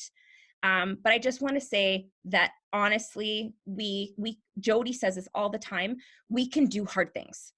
Okay, but give yourself some grace that we've never done this hard thing. So we're all just fumbling through this, trying to figure this out. And it's probably not very graceful for most of us. So that's my spiel. Tammy, thank you for being honest with us about just your emotions through this, because I think many of us wonder, you know, I would do so much better if I was a psychologist, and it's just reassuring. No, the pandemic. It's a friggin' pandemic. Who does this well? But I think we're all going to come out of this with some lessons that we've learned too. So, absolutely. Yeah. I agree more. Honestly, thank you so much, Tammy. You're a real gift. Everything you're doing right now, just on the front line, we just appreciate it. And honestly, I'm a big fan of the Institute of Child Psychology, and I'm a big fan of you. And I'm cheering you on as you keep being brave yourself and helping us be brave. So everyone, I just want you to raise a hand up for Tammy. Whoop, whoop. I'm thankful for her, and you have a great day. Please contact her if you have any more questions. Okay, awesome. Thanks, guys. Sweet, sweet. Well, I wasn't sure if my friend Sally, I am recording our Facebook Live from my phone. So I saw your text. I'm like, oh, I hope she can come on, because I don't know how my devices are occupied. So I'm thankful you're here. Andrew, you were going to jump in, but Sally made it. So Andrew, you're on next. Is that okay? Yep, all good. We're figuring this out as we go. Everyone, I just want to welcome my friend Sally, who is, well, I call her a foster child advocate. The conversations that I have had with Sally have changed my life. One statement she said to me that blew my mind was that right now, the foster care system is like the new residential school. And I don't know how that sits with you, but it really shook me. And Sally is a foster child herself, and she's raising a foster child, but she's adopted her. Sally's story is amazing. I don't want to take any more of her thunder, but I wanted to tell you how amazing this woman is. So everybody, put your hands together and take it away, Sally. Thanks, Connie. Yeah, I made it on. This technology thing was my biggest nerve for this whole thing. So anyway, I'm going to jump right in because I know our time is short. I'm going to start out by telling you a little bit about my story. So I am a kid from foster care. At 5 months of age, I was apprehended due to neglect and placed into care. And then at 8 months, I was adopted by who I consider my family, my parents. And they were amazing, and they did really great, except that they had no information and no help. Now, I'm 55 years old. Yes, I know. I look 20. And not so much. And 55 years ago, nobody knew about FASD or prenatal exposure or what that causes. And certainly nobody knew about trauma and how it affects you forever. Nobody knew, or maybe they didn't want to know. I don't know. I've heard some stories. All they thought was, okay, we got a kid who doesn't have parents, and we got parents or people that can't conceive a biological child. So, hey, let's bring them together. Our work here is done. Job done. Perfect. And they all lived happily ever after. Or not. So let's talk about what trauma does to a developing brain. A child who experiences what I experienced prenatally, and then add to the mix loss, because that's what adoption is loss, and foster care. And you come up with a kid from hard places. So I'm a kid from hard places. And trauma and stress puts us in what I call, or what I've learned is called full court. And what that means is that children who have experienced trauma are changed, and their brains no longer function the same way. So when I say full court, what I mean is that due to trauma, a child is always putting out the stress hormone cortisol, meaning they are in fight or flight all the time. They live in their emotional brain, their low brain. And this term was studied and coined by a child psychologist from Fort Worth, Texas, by the name of Dr. Karen Purvis, who I adore. She did actual testing and proved that these kids have higher than normal cortisol levels in their systems. So I would say we're always on high alert. Okay, so we're always waiting for the next missile to be fired. We don't trust people. Kids like this are always on the lookout for all the time. So because of this, they have a hard time with emotional regulation. So I always like to say that, basically we're an emotion waiting to happen. Sadly, I was and am that kid. I was the kid no one wanted around. I couldn't handle stressful situations, and lots of big noise because of my traumatic start in life. And due to the fact that my mother also drank when she was pregnant with me, I had sensory processing disorder also. So I really struggled, and I still do, if I'm honest. I struggle with loud noises, big crowds of people, chaos, stress. Not having a plan is like freaking kryptonite for me. Not being organized, surprise events or visits, even if they're going to be fun, the unknown is super, super hard and causes great anxiety. So all that to say, trauma kids can be a bit of an enigma and pretty much misdiagnosed all the time. So fast forward many years, I get married, my husband and I have 2 biological sons, and we decide, oh, let's foster and adopt from the system. So our daughter Serenity, who we adore, was the product of a woman who was a drug addict and an alcoholic, and she had led a very high-risk lifestyle. And Serenity came to her foster Nana and Papa's place one night in December after being removed from a crack den. She was 3 weeks old. She arrived at 2 in the morning, hungry, dirty, and cold. She lived with her foster Nana Papa for the first 11 months of her life, and then she came to us. Again, another loss. Her foster Nana and Papa were incredible people, and they still are, and they still foster, and they're amazing. And they loved her dearly. They cuddled her, kissed her, smooched her, played with her, and surrounded her with love and attention. But sadly, that wasn't enough, and the damage was already done. So, since we were required to foster Serenity at first, before we could adopt her, she was still forced to do visits with her biological parents. And because of the risks involved and where the visits were, a driver picked her up from our home and took her to the Boyle Street Mission to visit 2 drug addicts who rarely showed up. Once she was old enough to understand, which was about a year and a half, she absolutely hated these visits. She screamed and cried and clung to me for dear life. A consequence of this is that when people came to our home and the doorbell rang, the minute she heard it, she would come screaming from wherever she was in the house to find me. And so we ended up having to disconnect our doorbell. All this to say that her start in life, plus the aftermath of foster system, has contributed to a stressed out, anxiety-ridden 9-year-old little girl. Now, right now you're thinking, Sally, why are you telling me this? I don't have a foster child. I'm not a foster child. I'm not adopted, nor is my kid. What does this matter to me right now? Well, I would question the thinking right now with this global pandemic going on. Maybe our kids are coming from hard places right now. This coronavirus is unprecedented, and our kids are stressed about it. Your kids have lost their normal. They've lost their school. They've lost their teachers, their friends. Mom and dad are home all the time. That's annoying. And they themselves are home all the time, and they can't really go out. This is not normal. Perhaps you're stressed out as a parent about money, your job, how you're going to pay your bills, what's going to happen when this is all over, when am I going to have anything left to go back to? Trust me when I tell you, they know. Our kids feed off of our emotions. They know. And how do kids deal with this? Well, sadly, by acting out. Perhaps they're angrier, or they're lethargic, or bored, or uneasy, and it manifests in ways that is frustrating and uncooperative. And I need you all to know that even though I know this, I'm still living this. So Serenity is 9 now, and even though we have homeschooled her, and we are homeschoolers, and that's our jam, and we plan to continue, she's actually struggling right now too. She can't go to her gym class or her history class. She can't play with her homeschool friends who live just next door. And she can't even see her older brothers who now live on their own. Even though she has been homeschooled and that's part of her normal, she's still struggling with this. And I need everybody to understand this next statement. This is not homeschooling. This is pandemic schooling. And the two look nothing alike. Nothing is normal, and your kids know it. So in a time span of 24 hours on a Sunday afternoon, you and your children were thrown into a situation when you suddenly had to homeschool. And you gotta understand that when we made this decision, we had time to prepare. This is not how normal homeschool is. I also need you to know that this is not the time to bring school home. This is the time to homeschool.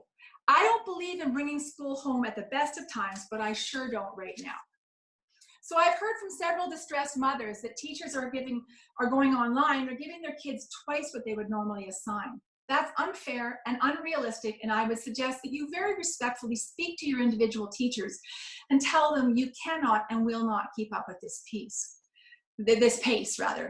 I'm sure they're doing their best. They definitely are, and they've been thrust into something they don't know either. And honestly, they don't understand the concept of homeschooling, and they shouldn't. And maybe they've not also taken into consideration what your kids are experiencing. Instead of hours of worksheets and online lessons, I challenge you to look at this in a different way. This opportunity can be seen as two things. One, a stressful, horrific burden, or an opportunity to have fun and spend time connecting with your kids. I challenge you to take this time to truly connect with your kids.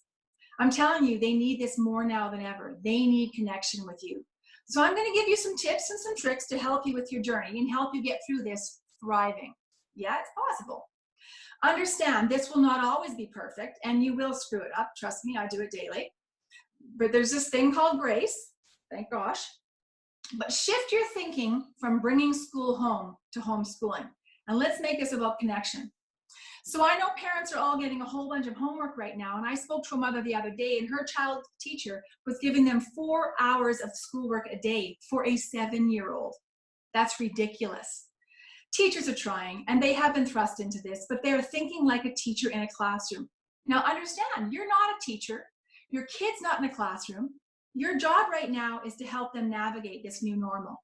This is a completely different situation, and you cannot do you can't replicate a classroom, so don't even try. Let it go and do your own thing. And a lot of you are thinking, no, Sally, I'm good. I got this. My kid's fine. They seem fine. We're all good. But what does stress look like in a child? Here's how your child shows you that they may be struggling. They may be snapping at you. They may be irritable. They're trying to process what's happening to stifle their fears, and that often manifests as anger. A younger child may regress a bit. They may be whiny or clingy or start acting more babyish. Don't be irritated. Understand that their behavior is always, always, always communication. They're trying to tell you something in the worst way, sadly. Don't mock them or be annoyed. They're trying to process this. Your child may be having trouble sleeping or wanting to sleep all the time. They may want to sleep until noon. Let them. It's fine. Their brains are on fire, and this is how they may be coping. They need to cope. They may be hungry all the time. So here's a fun fact. A child who is in full court burns fat and protein 3 times faster than the average human. So if your child is flipping out or angry, before you go any further to investigate what the actual issue is, hand them a water bottle and something to eat. Preferably something that is fat or protein, like a slice of cheese or beef jerky. Something quick that will calm the fire in their brain. Don't use carbs. It doesn't work. So first, address if they're hungry or thirsty. That's your first question. Then delve in. This is a big one for me. They may want screen time all the time. It's mindless and a way to forget what they're thinking and worrying about. So it can help them escape and shut their fears down. Now, that doesn't mean that they should have 24-hour access to it, but it does mean we maybe need to let up a bit on our rules around that. That's a biggie for me. I struggle with that. And they may be feeling bored and lazy. I call this running cold or running blue. My daughter will say that she feels like the meh emoji. There are a ton of things that I could and should be doing right now my own self. But I can tell you, there's days when I can't be asked. I mean, it's not like I don't have things I could be doing, but some days we just don't have the motivation. So understand that your kids are doing the same thing. It's okay. It's valid, and don't make your kid feel bad for it. Typically when Serenity runs blue or lethargic, she needs physical movement. She needs exercise. So let's talk about that a little further. Oh, start your day. What? Well, can you believe it's time? It's time. I know. But you know what? I know, Sally. It's 15 minutes. It goes by so fast. But let me tell you, there are people, you go in the chat, there's people asking, like, how do I follow Sally? Because what you're saying, Sally has talked me off a bridge a couple of times in my life. She's taken the pressure off of me, who has decided that I'm going to let my children do absolutely everything and math, and she has talked me off that bridge, and she is a genius when it comes to connection and a genius in connection. Okay. You really are, Sally. You're such a gift. And so what is the best way for, like, what's your Instagram is Sally J. King. Sally J. King. Yeah, Sally J. King. Also Sally J. King on Facebook. Okay. So and they can email me if they want. And what's your email? msking47@gmail.com. Okay. I'm writing this in the chat box right now because Sally, there's going to be people who are going to want to talk further to you because you have the skill. I have some more. Okay. I know she has more, so contact her. And we actually do a weekly webinar on Tuesdays, noon to 1 p.m. Mountain Standard Time. And Sally, I'm going to have you on again because I feel Perfect. there's a lot to dive into here. So I just want to say, just on behalf of everyone who's watching, that you're a real gift. Thank you. You're the real deal. What Sally says, she lives. And so thank you so much for being here, Sally. Thank you. Thank you. Day. And if anyone has any questions for Sally, maybe Sally, you could go in the chat box and just respond, because if people have even in the question and answer box, please feel free, Sally, take it over. Okay. All right. Okay, sure. Thank you. See you. Bye-bye. I want to introduce my friend Andrew, who is a clinical counselor, and I met Andrew when I was visiting Vancouver. Andrew is a West Coaster. Look at this guy. Doesn't that just say West Coast? And he runs an amazing nonprofit type of style counseling center called Alongside You. It is amazing. It's out of the box. It's revolutionary, I think, in counseling because they use art and dance and all kinds of things as well as counseling. And so, Andrew, I wanted you to come on and give us some of your wisdom for the next 15 minutes. Oh, wisdom. Well, I hope it's wisdom. It's a collection of things that seem to help me keep my head on straight. And so hopefully this will be something that helps other people keep their head on straight. I think I've got that figured out there now with my slides. So let's dig in. 15 minutes isn't a long time, and it's going to be like sucking on a fire hose. So let's roll. So this, I'm really happy to be here because I'm just trying to figure this mess out too. I got two little girls who are 12 and 13, and I've got a wife at home in the middle of a renovation where 2/3 of our house is gutted down to the studs, and this was all like super awesome timing. So we're trying to figure it out like the rest of you. I hope this is an encouragement. While we're all trying to figure out how to parent during COVID-19, I'm trying to do the same thing. So this presentation isn't going to be a list of like 10 steps to take. It's hopefully a couple concepts that will help us keep our focus in the right place and validate what we're struggling with, because this is a real thing. This isn't some hocus pocus. Oh, it's not that. No, this is a real thing. And I loved how Sally was, we're not trying to teach homeschool. We're trying to like pandemic school. And it's 100% right. So I took a self-portrait. I don't know if any of you all have felt like this. This isn't actually a self-portrait, but it might as well be. This has been like the last few weeks for me. And I'm seeing at least Connie nod. I can't see everybody else, but COVID-19 has thrown our parenting through a loop. None of us have done this before. And suddenly we're not just parents, teachers, we're business owners working from home while parenting and so much more. Most of us are just trying to figure out if we need to put our pants on today, never mind all the other stuff. And so I want to encourage us to look at this maybe a little bit differently than we normally have. I want to talk a bit about the importance of caring for ourselves. See, our number one job as parents, I think, is to care for our kids. Period. End of story. Now we're being asked to do that under even more intense circumstances thanks to COVID. It's like there used to be this tagline years ago during Obama's reign as president, thanks Obama.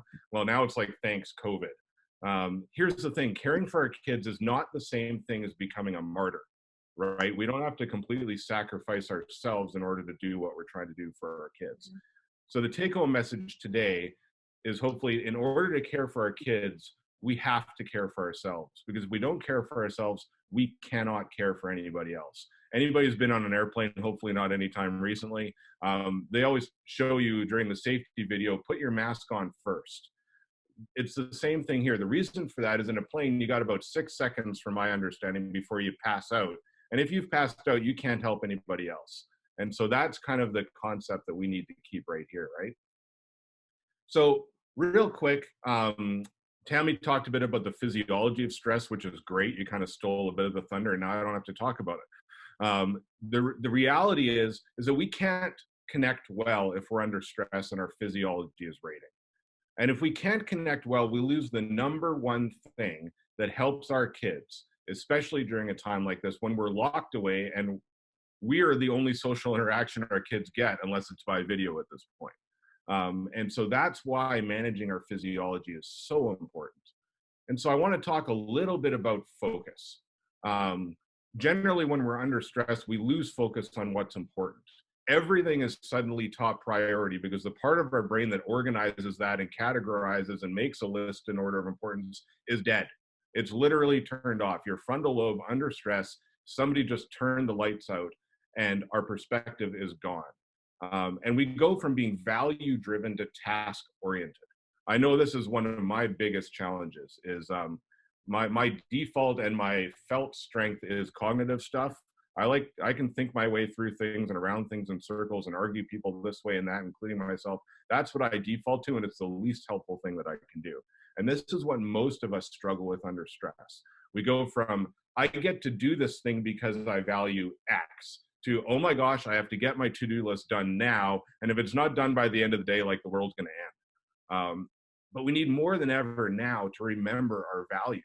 See, our value as parents has to be to care for and prioritize our kids during this time. But that doesn't mean making sure that all the things get done, because they're not going to.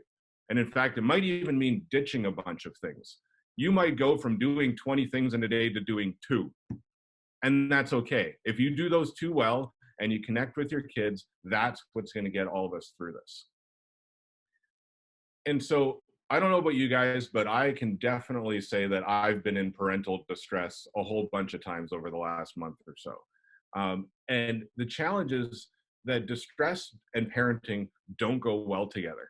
So parental stress affects the well-being of our kids and vice versa, and it erodes our self-efficacy. So self-efficacy, if you're not into psychobabble like I am, simply means how much you believe you're going to be able to do something and do it well. So stress becomes a self-fulfilling prophecy.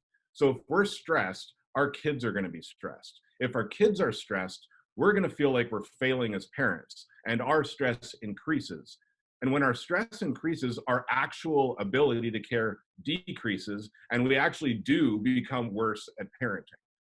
And so if we become worse at parenting, we start thinking we're worse, and then we repeat the cycle, and on and on and on it goes. And not only then do we think we suck, but we actually do start sucking at parenting.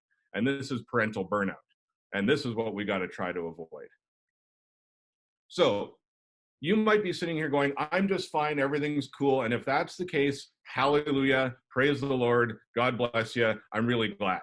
Most of us aren't in that position, myself included. And so sometimes we're not very good at recognizing what's going on. And so here's a few signs and symptoms to see if, like, things maybe aren't as good as we like to think they are. So how many of you are maybe a little less enthusiastic about being around your kids right now? Now, part of that's normal because most of us aren't around our kids 24/7 and they're thinking the same thing.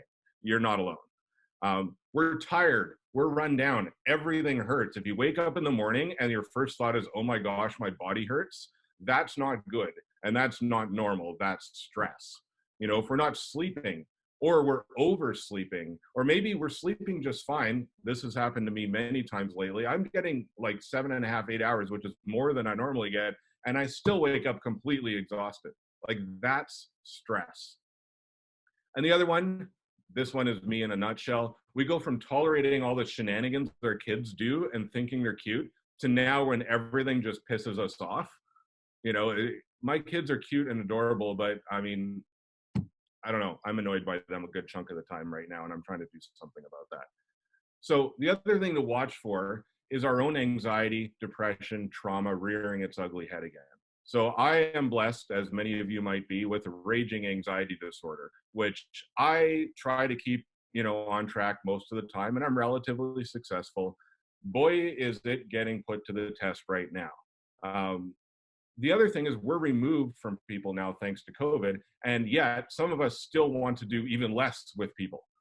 So we're marooned in our house, and now we have all this wonderful technology that we're getting to use right now to connect with people, and that's like the last thing we want to do. And as a full-blown introvert, I understand not wanting to be around people all the time, believe me, but there's a difference between wanting our distance and monitoring our socialization to just not wanting to be around or with or connecting with people at all. There's a big difference. And right now, we have all this time, and maybe the guitar, if you're a musician like me, is still sitting in the corner unused. There's no music playing. Board games are on the shelves because we just aren't interested. That's burnout. So if any of you resonated with any of that, you need to pay attention.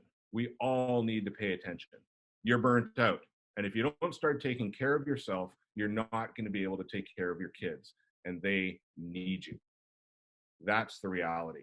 But what it looks like to take care of yourself is kind of backwards.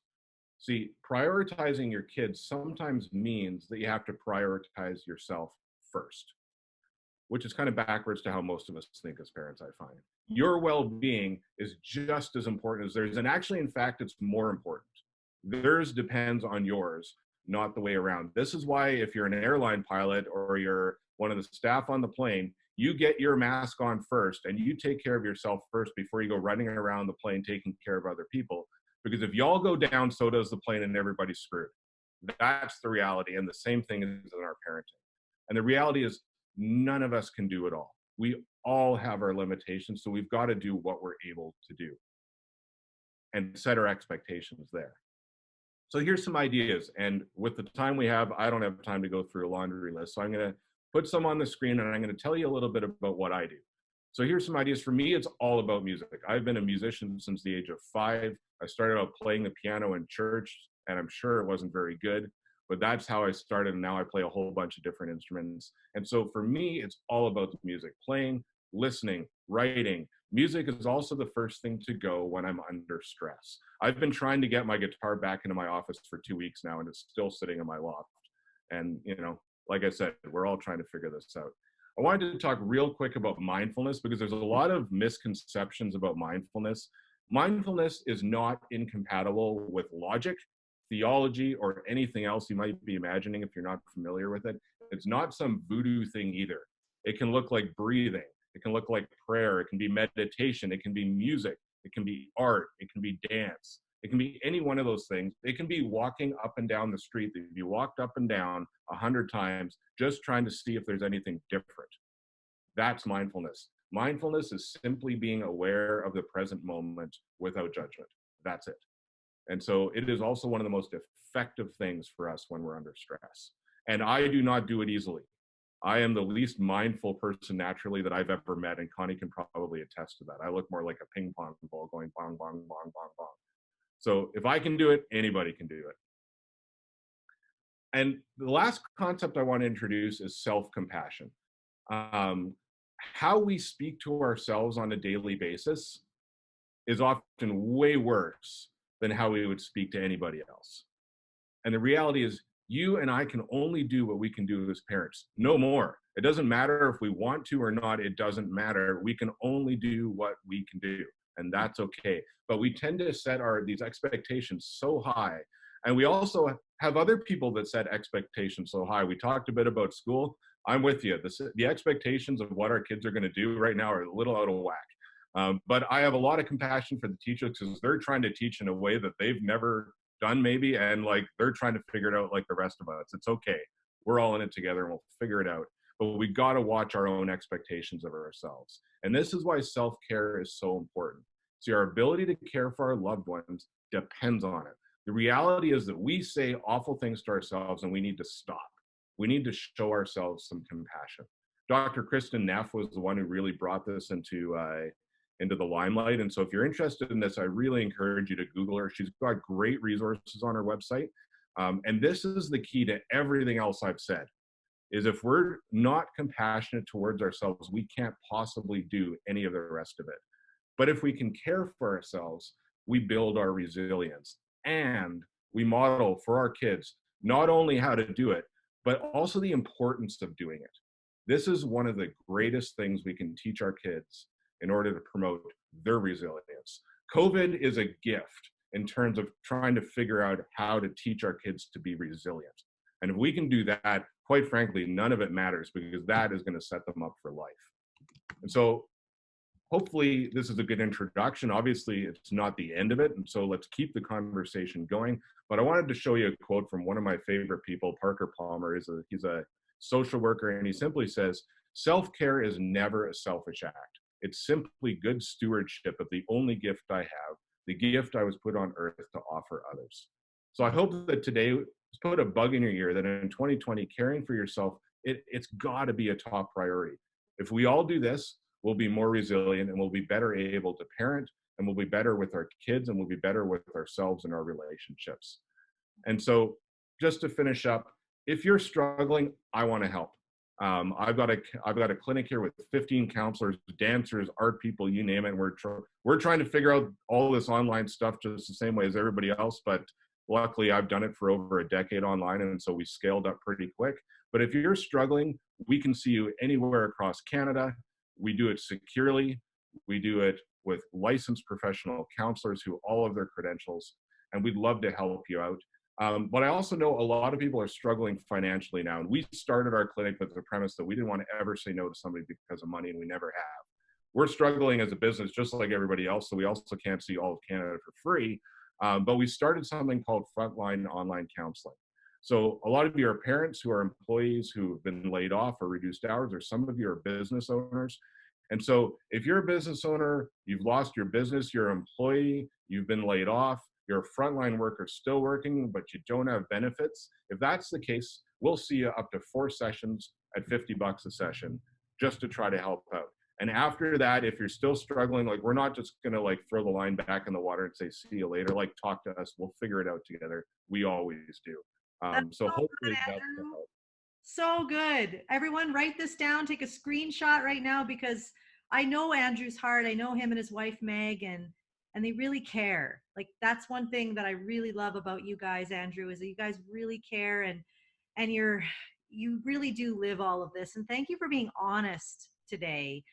So good. And thank you. I felt you'll have to go in the chat after and just scroll through some of the comments. And if anyone has questions, maybe Andrew, do you mind sticking around for a few minutes? Just check out the question box, the chat. But there's people who just were like, thank you for giving us permission today. I can't tell you how much I appreciate you enough. Likewise, Connie. You're a gift. I'm glad you're in my life. So, well, likewise. And thank you everyone for taking the time today. I know, like, taking time to do this is not easy. And right now I think we've got like somewhere around 200 people logged in still. Like, that's amazing. yeah. Like, that shows you're investing in your family and in your kids right now. Man, that's amazing. Anything we can do to help out, you can follow me online. I'll go into the chat and I'll put all my contact information. You can get a hold of me there. Anything we can do to help you guys out, let us know. That's what we're here for. And bless you as you try to take care of your kids in a situation none of us were prepared for. Yeah, thank you, Andrew. Big round of applause for him. And you have a great day, Andrew. Have a great day. You guys, thanks for coming. I want to introduce my next guest. I know that this is so full today. This is rich. And so we are going to be sending the recording of this so you can go back and you can watch. But my friend Agnes, oh my goodness, Agnes, Starling Community, you're creating a community already. And a registered nurse, versed in adverse childhood experiences. I want to let you know I'm going to give you an extra few minutes because we went a little over time. So you get your full 15, but I just am so thankful that you're here. Everyone, welcome Agnes.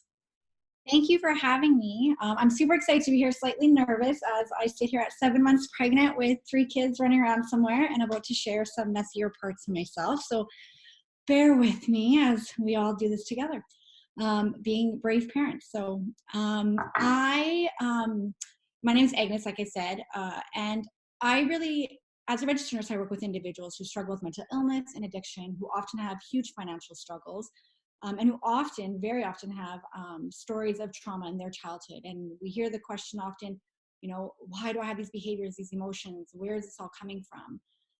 So I, as a trauma-informed care advocate, I really try to grow our community understanding, you know, 2/3 of our population has experienced trauma. So we have to be able to look at people from a trauma-informed care lens, and I'll touch base on that. As a parent who grew up in a home where mental illness and addiction existed and the chaos that comes with that, I had no idea that my experiences and the emotions that come with them would impact my ability to parent in healthy ways.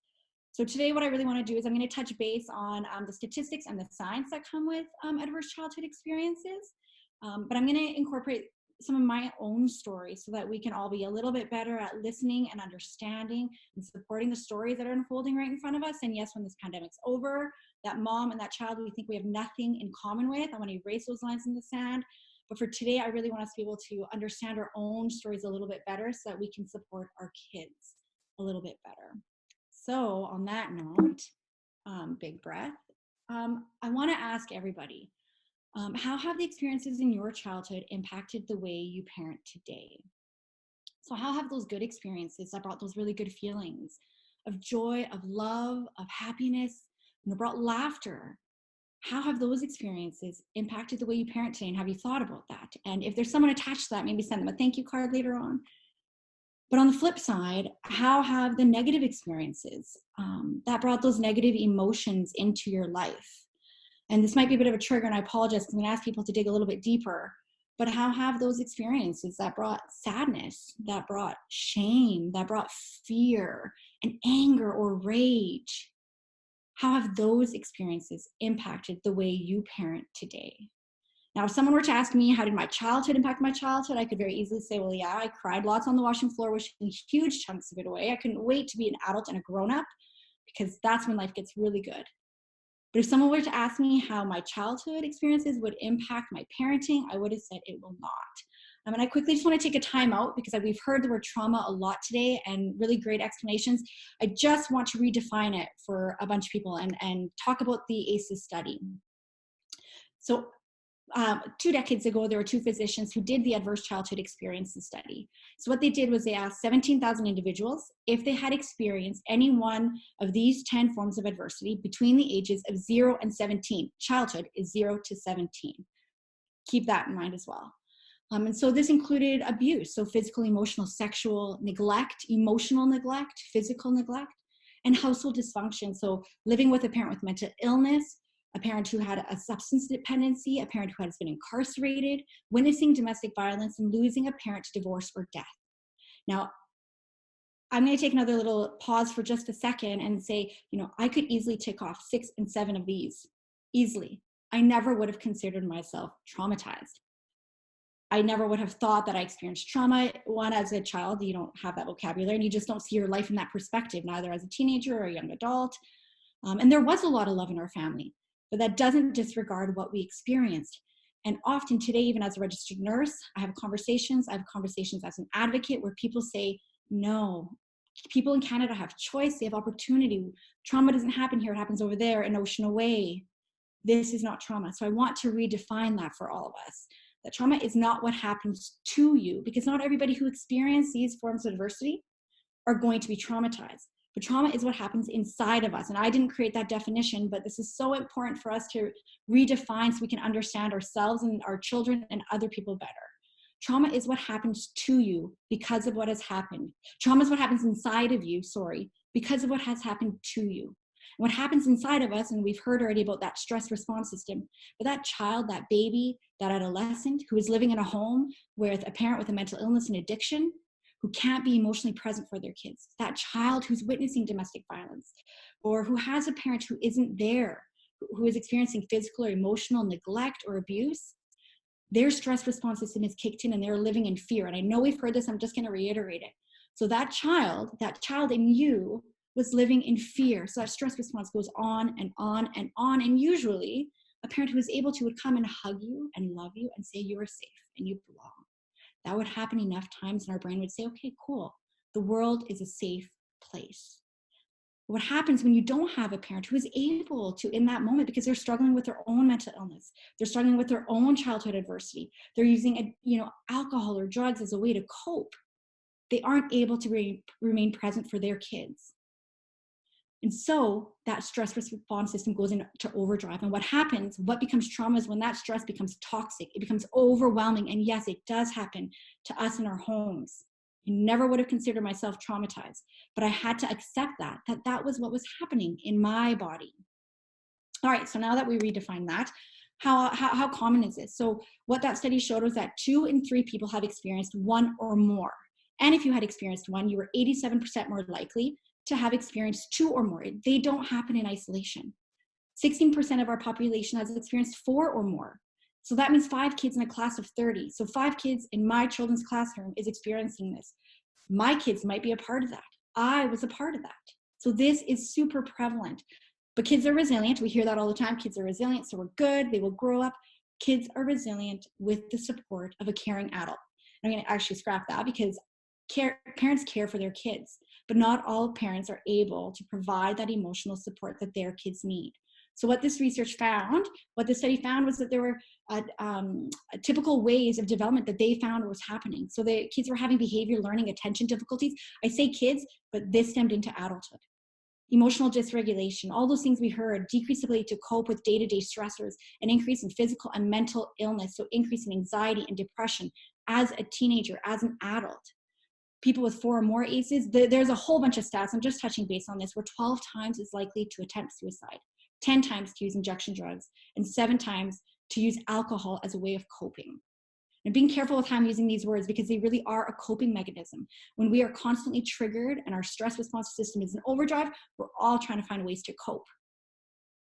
All right, so now that we know what trauma is and how prevalent it really is in our communities, I want to go back to that question of how have the experiences, for anybody, the 2 and 3 people, it's a lot of us who have experienced adversity in their childhood. How did they impact your parenting? And did you ever see it in that light? Now, I always wanted to be a parent. I couldn't wait. I couldn't wait to have a baby to love and to hold.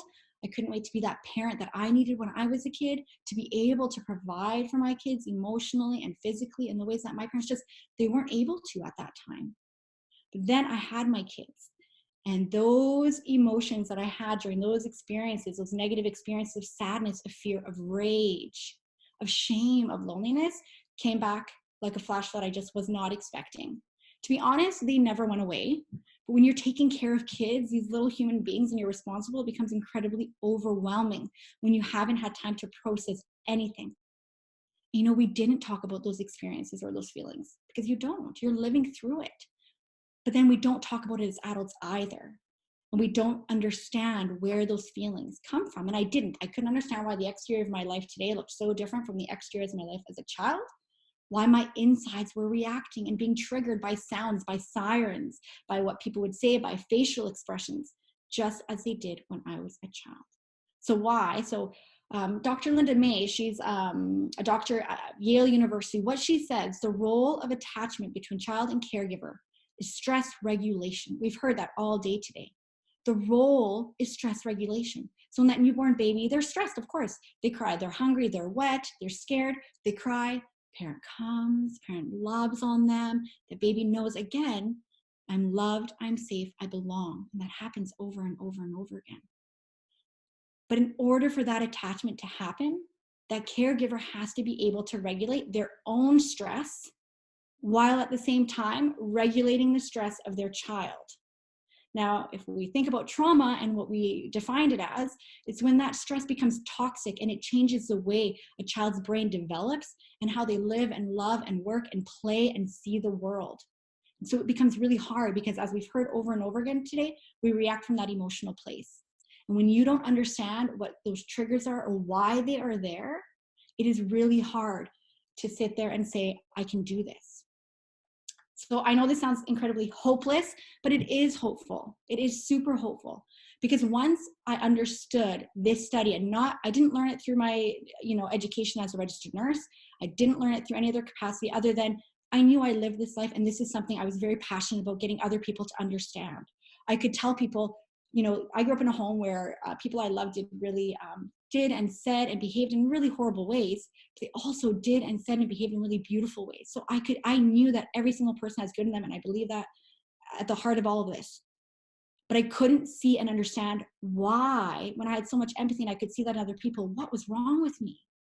And so what this study did for me was, one, it validated my experiences and my feelings, because when they're not validated as children, we don't just become adults who are validated despite, billboards saying you shouldn't need validation. We need validation as children. We need it as adults. So it validated my feelings and my experiences. It reminded me that I'm not alone, despite feeling alone and misunderstood my entire life, let's say.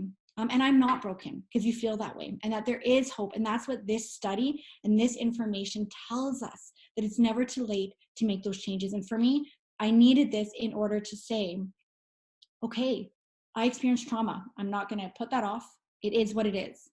Okay, I have an overactive stress response system. Everything is triggering me, including my kids.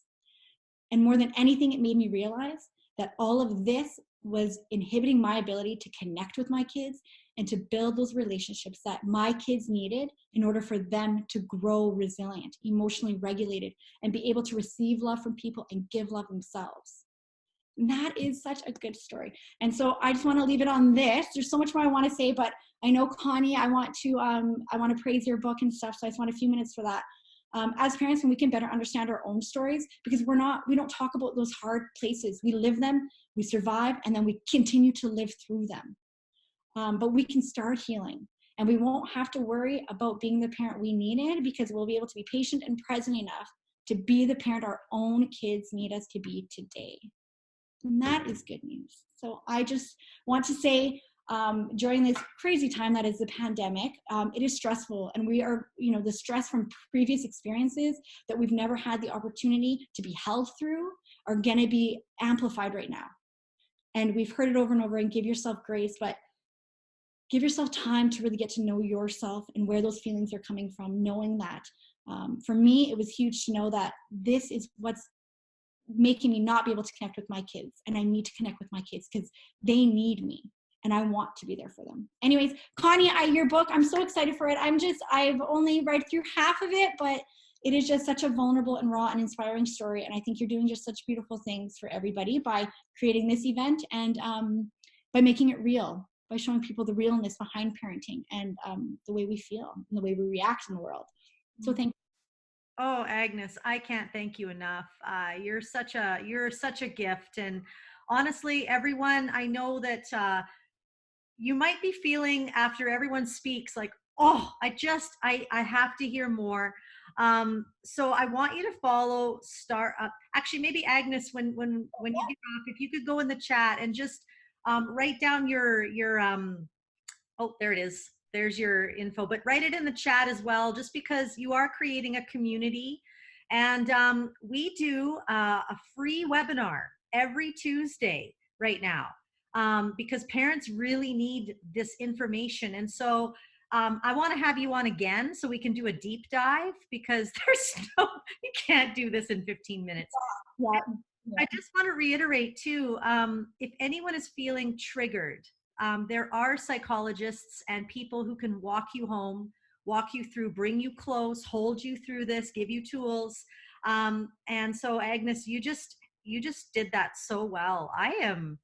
You are one killer of a person, I have to say. So thank you for being here. Thank you, everybody. And I'm just, I'm thinking of everybody. So thank you. Awesome. And if you have questions for Agnes, she'll be in the chat for a few minutes. So I want to welcome my friend Paul Day, Dr. Paul Day. Oh my Lord, are you ever in for a treat? He's just such a gem and a gift, and gentle. And just like my friend Agnes was gentle with us through talking about trauma, Dr. Paul is very gentle. And so I want to welcome you here, Dr. Paul Day. Thank you, Connie. Can you hear me fine? Yeah, okay. You know, it's been incredible to be sitting in on all these sessions with these incredible professionals, and I've been in awe as people have summarized careers in 15 minutes. How in the world do you do that? And to be honest with you, I've been through an editing process. My notes have been like the departure and arrivals board in an airport that just keep shifting because people are sharing on this point and that point. And so I have a brand new, as of minutes ago, set of notes that I hope builds on, shares some thoughts that are helpful for everybody that's here. 23 years ago, I started my parenting journey, and I was in awe of the passion and love that flew out of me holding my daughter for the first time. And then months later, I was in awe at the frustration and anger that was inside of me that I had never experienced before.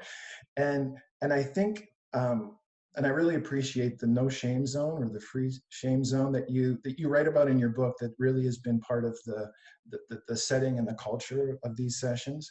Because I think that's part of the reality in this, is figuring out what is that stuff? Where's all this coming from? 21 years ago, we had our second foray into parenting. And that started with some unsettling news. After our first ultrasound, we were called back by the doctor, and we were informed that we may have a Down syndrome child. And then we ran for another set of tests, and there was confirmation that we had a Down syndrome child. And it took me to my knees. That was a kind of stress I had never experienced before. We're grateful that when we sat actually with a team of geneticists for our third meeting, they said, we have no explanation, but your baby seems to be fine. Make of that what you will. For us, that was a miracle.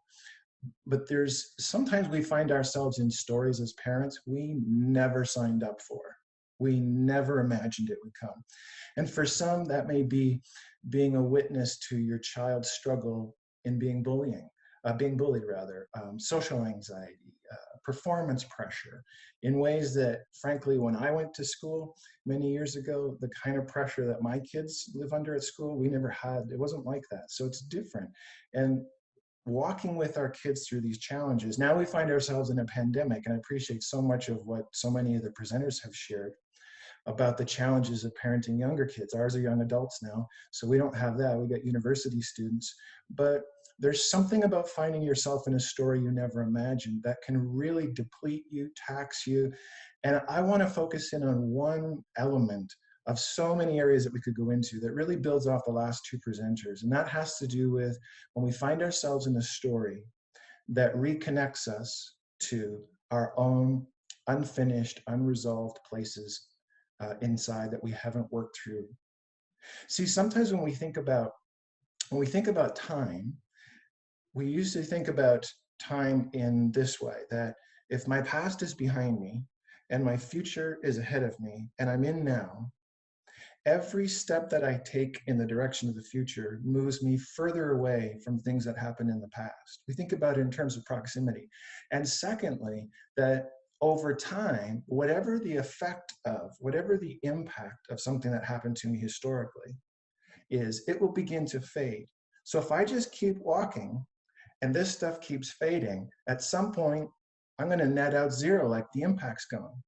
But that would be to suggest this. Think about time like a train. So I'll be 55 this year. My train ride started 56 years ago. I always add the 9 months in the womb. I don't know why we start counting at birth, because really, for me, it starts at the beginning. So 56 years ago, I started my journey. Now let's say that something significant happened to me as a child, that even Agnes was sort of referencing to, maybe at age 8. So that's what, grade 3. I'm in grade 3 and I get bullied. And the idea that my past is back there would be to suggest, as I'm going through on my time train, that the 8-year-old me got off the train, and then my train kept moving forward. So by the time I'm at 10, I'm 2 years away from the 8-year-old me.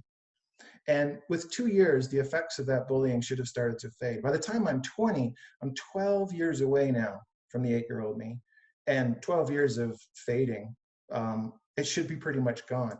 But here's the truth. Nobody ever gets off the train. The 8-year-old you is right there. The 2-year-old you is right there. The 15-year-old you is right there. You can't go anywhere. That's not possible. In fact, the truth is none of us want to. That's called dementia or Alzheimer's, when you forget your past. That dementia and Alzheimer's is emotionally or psychologically is not the solution. The solution is to learn how to tend to those places that were never tended to, that have been left holding these emotions and pain. Think about it this way. Cup of water. When we experience something, when we're going through it, it's like the liquid. We can feel the emotions. It's maybe anger, or frustration, or pain, or whatever it is. Now we have a capacity, because our Creator's done this, to take this and put it in a freezer. Open a little door, stick this inside a freezer, so it slows down the molecules and it becomes a solid. Now that hasn't gotten rid of or hasn't dealt with anything, it's just preserved it. Because anytime we put something in a freezer, it's to preserve it. Now here's the thing that can happen. Something might happen in the current moment that triggers a connection back to this, and all of a sudden this cup gets brought up and you start thawing out. And it has nothing to do with now other than a relationship to it, but all this emotion and all these thoughts get brought forward. Now here's the thing, when that stuff gets unthawed, it's not, I'm 54 right now, I'll be 55 this year, but there's like an outside age. My outside age is 54 right now. But we have an inside age that sometimes rotates depending on what happens. So literally, I could feel like an 8-year-old inside a 54-year-old man's body because of a circumstance that's triggering a connection to something that brings it forward. Something in the background now gets brought forward. And if I haven't resolved that stuff, that can really complicate my capacity to deal with the current moment. In fact, some of the triggering can be that my children are at the same age I was when that event happened, and I see myself in them, or I see a reaction in them that's so similar to how I experienced it. And I'm actually trying to deal with the 8-year-old. I wish I had much more time to go into all of this, but my point in raising this, sometimes when we're feeling stressed or strained or activated, a simple question we can ask, how old do I feel right now? In this moment, how old do I feel? And then secondly, what did the 8-year-old me need that I did not get that I actually need right now? This slowing down the process, asking these kinds of questions can help us settle. Part of what we've heard today is that regulatory process that we need to do. And this is one of, in addition to all the great things you've heard, one more tool I want to posit to you about it. Now, here's a little strategy that I employ. I actually have glasses everywhere. I have 9 of them in my office. I have glasses in my car. I mean, not seeing eye glasses, these. I have them on my kitchen counter. I have them in my ensuite, have them everywhere. Because every time I see a glass, it reminds me of this. Again, imagine this is you, you're a container and you hold stuff. Every time I see a glass, I ask myself, am I holding on to things that I need to let go of? And what are they? Could be frustration, anger, disappointment, whatever it is. And I choose to let go. I actually fill a glass with water and I identify what those things are. And I pour it out and I let it go. That may mean forgiving some people, circumstances, whatever it might be, choosing to let those things go. Now, that just allows for an exchange to happen. That's not the end of the process. I actually need to get filled with certain things. Maybe I need peace. Maybe I need courage, hope, joy, perseverance, patience, whatever it is. And then I take a drink. Now, there's no magic in the water. But what this process is doing is connecting to something inside me that I can't grab hold of. It's intangible. It's allowing me through a visualization to connect to identify what I'm holding, and I'm choosing to let go of it. And then I'm choosing to have an exchange. Because the healing process, in a word, is exchange. I got to let go of things that I've been carrying so I can make room for what I need. See, the truth is, I could be holding on to fear and anxiety and pain, and I could desire to have hope and peace. I can't. My capacity is already taken up with this other. I have to let go of this first. I've got to let go of what I'm holding on to create room. So I encourage you, this is such a simple process. If you need to, and my wife and my kids, we do this. We stand at kitchen sinks. That's usually where we do it. In my office, I have a little sink outside my office. Before every session, I go to that sink, fill up a glass. I let go of whatever's concerning me, worrying me, let that go, and ask for what I need and go into the session. When I'm done the session, I go back to that sink, whatever the story I've heard, I let go of it, and I ask for what I need for the next. Here at home, if we're wrestling with things, we've been doing it during the pandemic, stuff builds up, let's pour it out together, kids. Let's pour it out together, Linda. Let's just let this stuff go. What do we need? Practice the exchange. So I hope this gives you a simple, practical tool in the midst of this story we find ourselves in. Oh, Dr. Paul, that was unbelievable. And you know what I really love is that it's the simple things like this that we need right now. We don't need complicated. We need simple. And I don't know if you're on the chat, but there's many people who are saying thank you. This was really needed. And I just want to thank you. Dr. Paul and I, and a couple, Dr. Wayne and a couple of others of us, we are going to be doing the Brave Parents Conference in person when we're allowed to again. And so Dr. Paul will be leading us more into a lot of this, real hands-on, taking trauma and being able to release it. There's just some things you can't do online. And so we're going to reserve that for in person. So if you're interested, it's actually still up on Eventbrite because we haven't given up hope. It's going to happen. Dr. Paul, someone's asking how they can follow you. What's the best way to reach you? Well, I don't have like a web presence like many of your other, the cohort that's been on today who are amazing. And I would just say, go in their direction, like they're awesome. I just run a clinical practice and then I have consulting and different things I do, but I'm maybe a little behind in the utilization of technology. I'm thinking about it, but as of now, I can't actually give you something to follow. My website is just drpaulday.com. It's more of a sort of a business card. It's not dynamic like a lot of the others, but hopefully that's what I got for you. So. That's awesome. Well, that's a great start. You keep it simple. You keep it back to basics. So that's wonderful.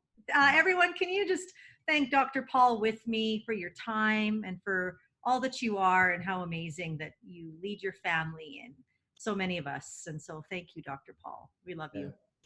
Yeah. Love you too. Take care. Oh, today. What a rich day so far. And I just want to pause right now because I feel, where am I? There I am. I feel right now like it would be so important to just take a moment.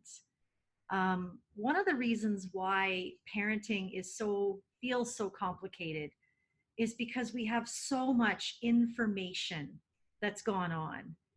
And we need to make sure that we are actually allowing ourselves to feel these things, to go there, to be brave, to go into our dark places. And honestly, if I can be really, really candid right now, when my son faced anxiety, depression, opposition, suicidal thoughts, it was because I hadn't faced the darkness inside of me. It was because I had the 8-year-old girl inside of me that didn't realize how much I had stored inside.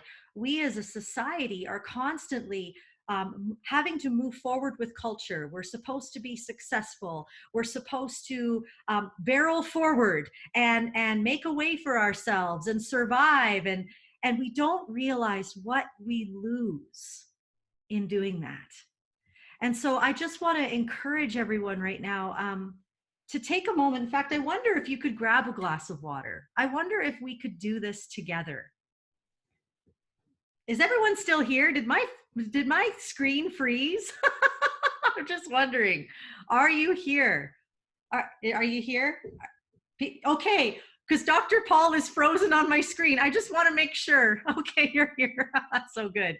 If you want, I have my glasses here. I have my water and my empty cup. And what are you holding? I've been reading the comments. I haven't been able to respond a lot during the time because I am literally Facebook living on my phone because we couldn't get the technology to work. And so I've been very limited in how I can answer right now, but trust me, we're on it and we care. But I wonder, in your cup, what are you holding? I'm reading your comments. I'm reading the weariness that I'm hearing in your words and just the things that you've already been carrying into COVID.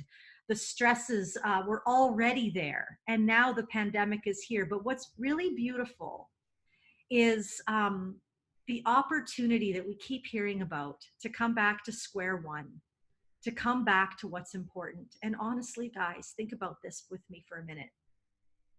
If all we get out of this, out of tragedy, out of crisis, if all we get is we learn how to love and we learn how to heal and our kids are brought closer, then we win. We win. If that's all I get out of this, if my business falls, if I lose it 1,000,000 times, I win if I learn how to love more.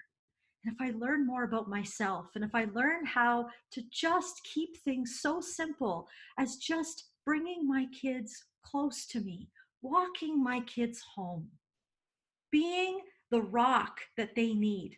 If that's all we get, guys, we are rich. We have won. We've won the war.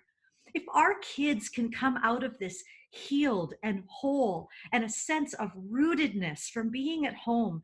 And let me tell you, in resilience studies, we only have to get this parenting thing right 30% of the time based on stats. 30%. That's better than I did in grade 12 math.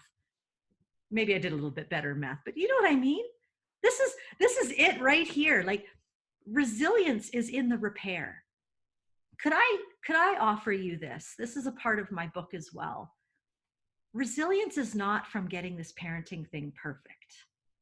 Resilience is in learning how to repair. When we have a big rupture, when we lose it emotionally, because here's the thing, guys, we all know we're supposed to be emotionally regulated. We know the science. You've heard it today. Real, true bravery is in not just liking the Instagram posts and tuning into the conference.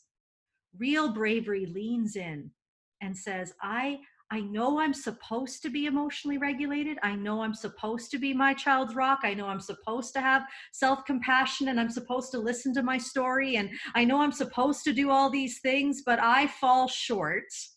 Real bravery is in how we repair the relationship. When ruptures happen, annoyances happen. I share this in my parent seminar. Mother's Day for me has been an absolute disaster on many occasions. And it usually ends with mom in the bedroom crying. Why can't today just be about me? And my children, my husband pushing my children into my room, because they had done 1,000,001 wrong things that day, like breaking windows or forgetting or making me feel worse about myself than I ever did. And I remember the shame that I saw on their faces when they were having to grovel, per se, at my feet. And last year, Mother's Day is coming up, and I could see they literally had post-traumatic stress disorder. It felt like they had anxiety over Mother's Day because they didn't want to screw it up. And I realized that I had created a lot of shame in them by not learning how to repair. And so shame comes when we don't know how to repair when things go wrong. And so I often encourage parents and myself, it's us who initiates repair, even if we're right. And many of us know we're right, aren't we? Most of the time. going to our kids, it doesn't mean saying sorry. Repairing means sitting down when everyone's calm and saying, hey, that was rough. Hey, I'd like to talk about this because you are more important to me than being right now. Your relationship with me means more than anything, and I want to work this out with you. Learning how to be really honest about how we feel during different ruptures. I love how Dr. Paul asked, what do you need? That was something that we talked about in our Thursday parent support group. Learning how to express, what do we need? But if all you did today, after you got off the conference and you have all this information in your head, you have all this information is going to do nothing for us. It's applied information that makes the transformation possible. And what's that? It's learning that connection is honestly your greatest goal, and how you connect as a parent is different than how I connect. Connection is your number one goal today. And if that's all you did, and when things go wrong, if you repaired that relationship well by sitting with your kids and talking through it and asking, how did you feel? This is how I felt. And really leaning in and listening and being brave through it, then you've won. And when you have a moment, I wake up before my kids wake up for the very reason that I, every morning, spend time with God and sit there and allow myself to heal, go into my story, go into the places that I don't want you to see, I don't want myself to see. But see, there's this beautiful thing of being brought close. I can't do that for my kids unless I've learned to be brought close. When I know that I'm held, who's my anchor? Who's holding me up?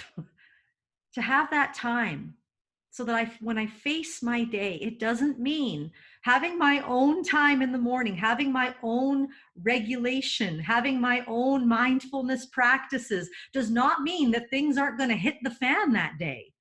It just means that I'm grounded in something. And the water, what a great thing to do. Maybe every morning grabbing a glass of water. And how old do I feel today?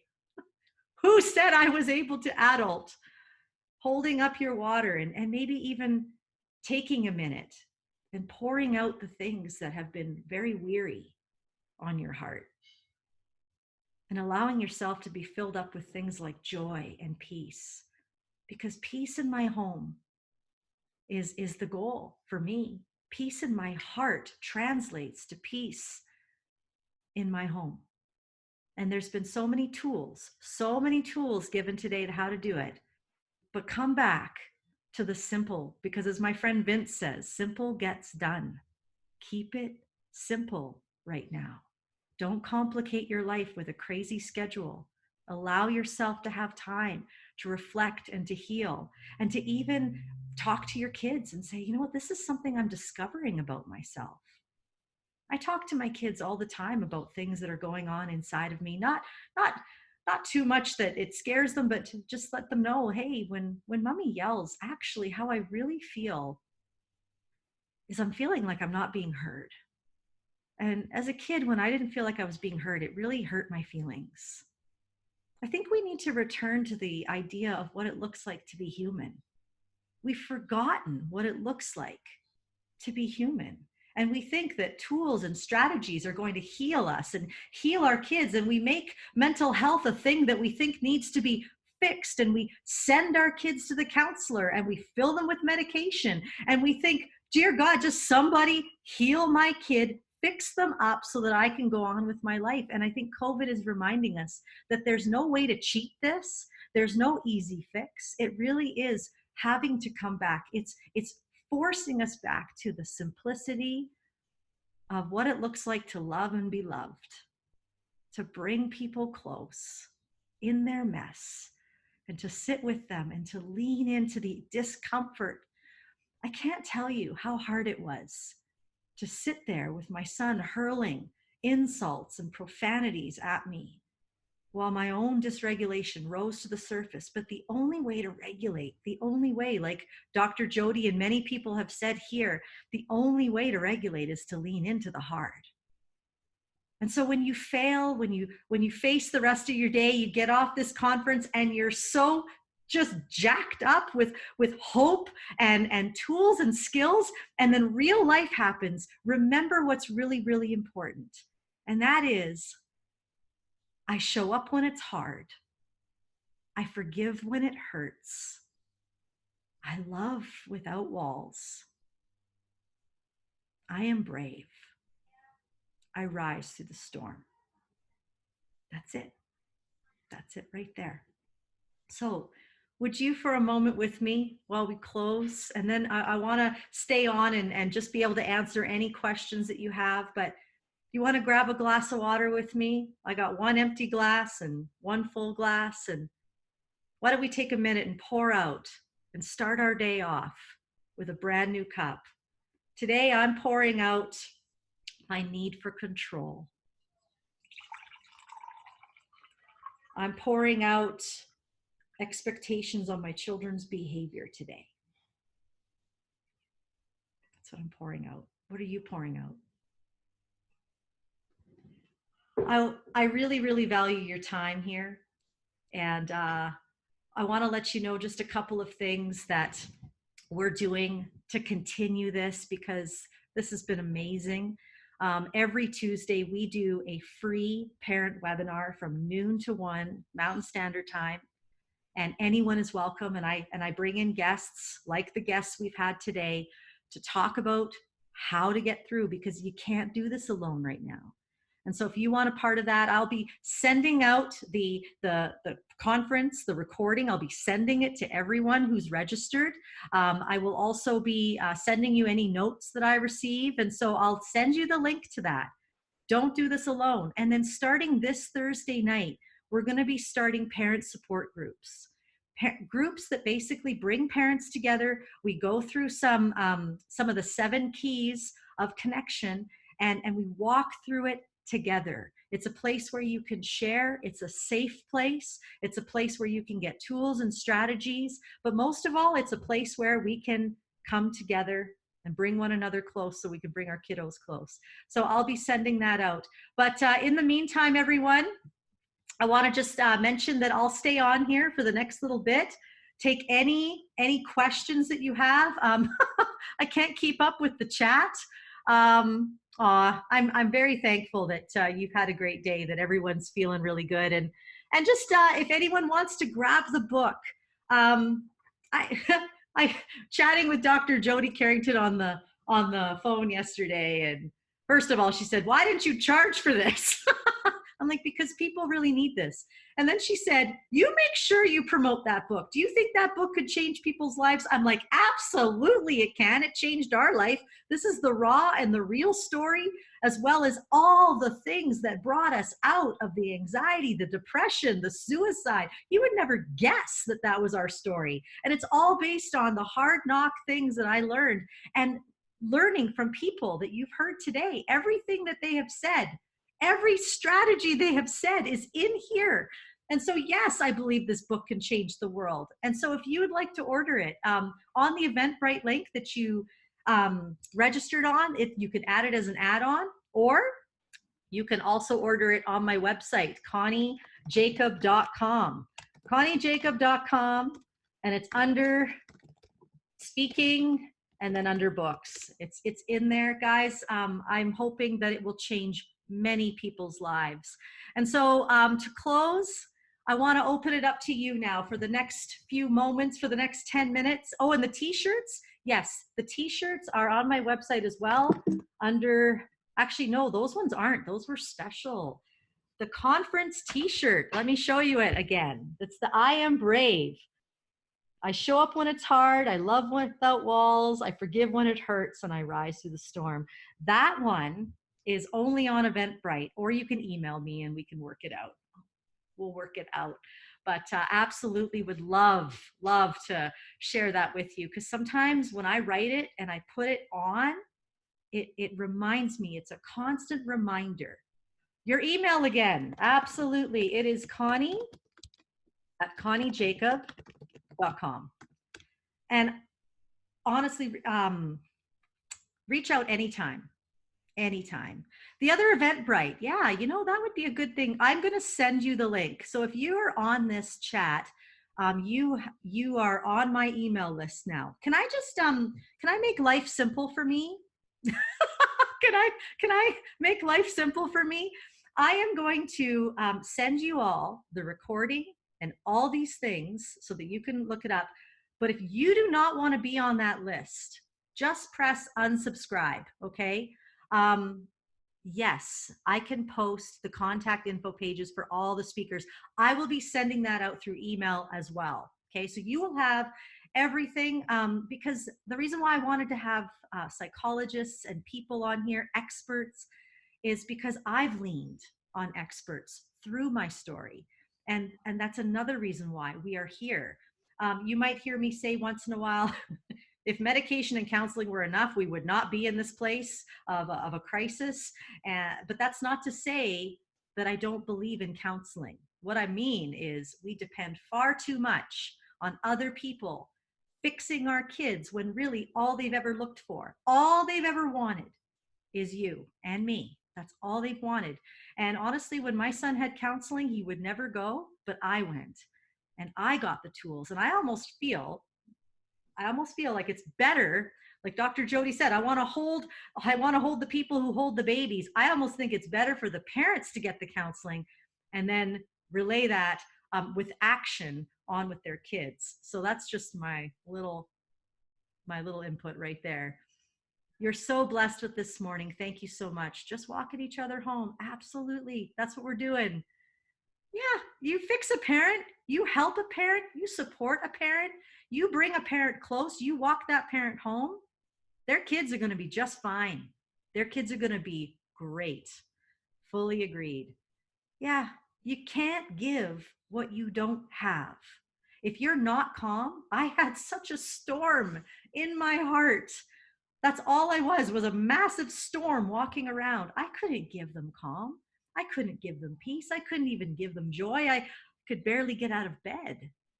And so for us to face our own story is honestly the most important thing we'll ever do. And to really be honest and walk with some honesty and humility in our home, to not feel like we have to have it all together. You feel like a walking storm too. Yeah. And here's the thing, there's so much hope to not. I mean, there's always going to be ups and downs in life. There's going to be storms, and there's going to be big storms and mini storms. But I promise you that if you lean in and you listen, you actually become more courageous than you think, because it's the storms that have made you who you are right now. We're trying so hard as a culture to live a storm-free life, but it's the storms that have made you who you are. It's the storms that have built resilience. It's the storms that have built the overcomer in you. It's the storms that create bravery. And so lean into your storm, lean into it, because it's creating beautiful things inside of you. You're so welcome, Brent. I'm so glad. I do really care. Thank you for noticing that. Yes. Any other questions? Oh, I just noticed that there's a question box. Oh my goodness. I'm glad that people were in here. Like, okay, Elizabeth was in there. A way to edit this. Is there a way to edit each speaker's video separately? You know, I could probably do that. It might make things a little bit interesting in sending it. I'll send the whole thing, but then maybe what I'll do is I'll send it out as an email once a week. How's that sound? Tina Sebastian, hello. Good to see you. Thanks for facilitating this. You know what? 3 hours did flow by, and I'm glad your heart is overflowing. So many storms for your tribe. Yes, but they do create resilience. And I want to remind you that honestly, you have what it takes to make it. You have what it takes to make it. And as my button says, it's going to be okay. It's going to be okay. Absolutely, we will do this again. This is just the beginning. I really, if you feel like this was helpful and you feel like we need more of this, I mean, every Tuesday we do this online. It's a free webinar. That's a weekly thing, but definitely want to do this again. Oh, and I love that, Faith. From the wildfires comes a beautiful new creation.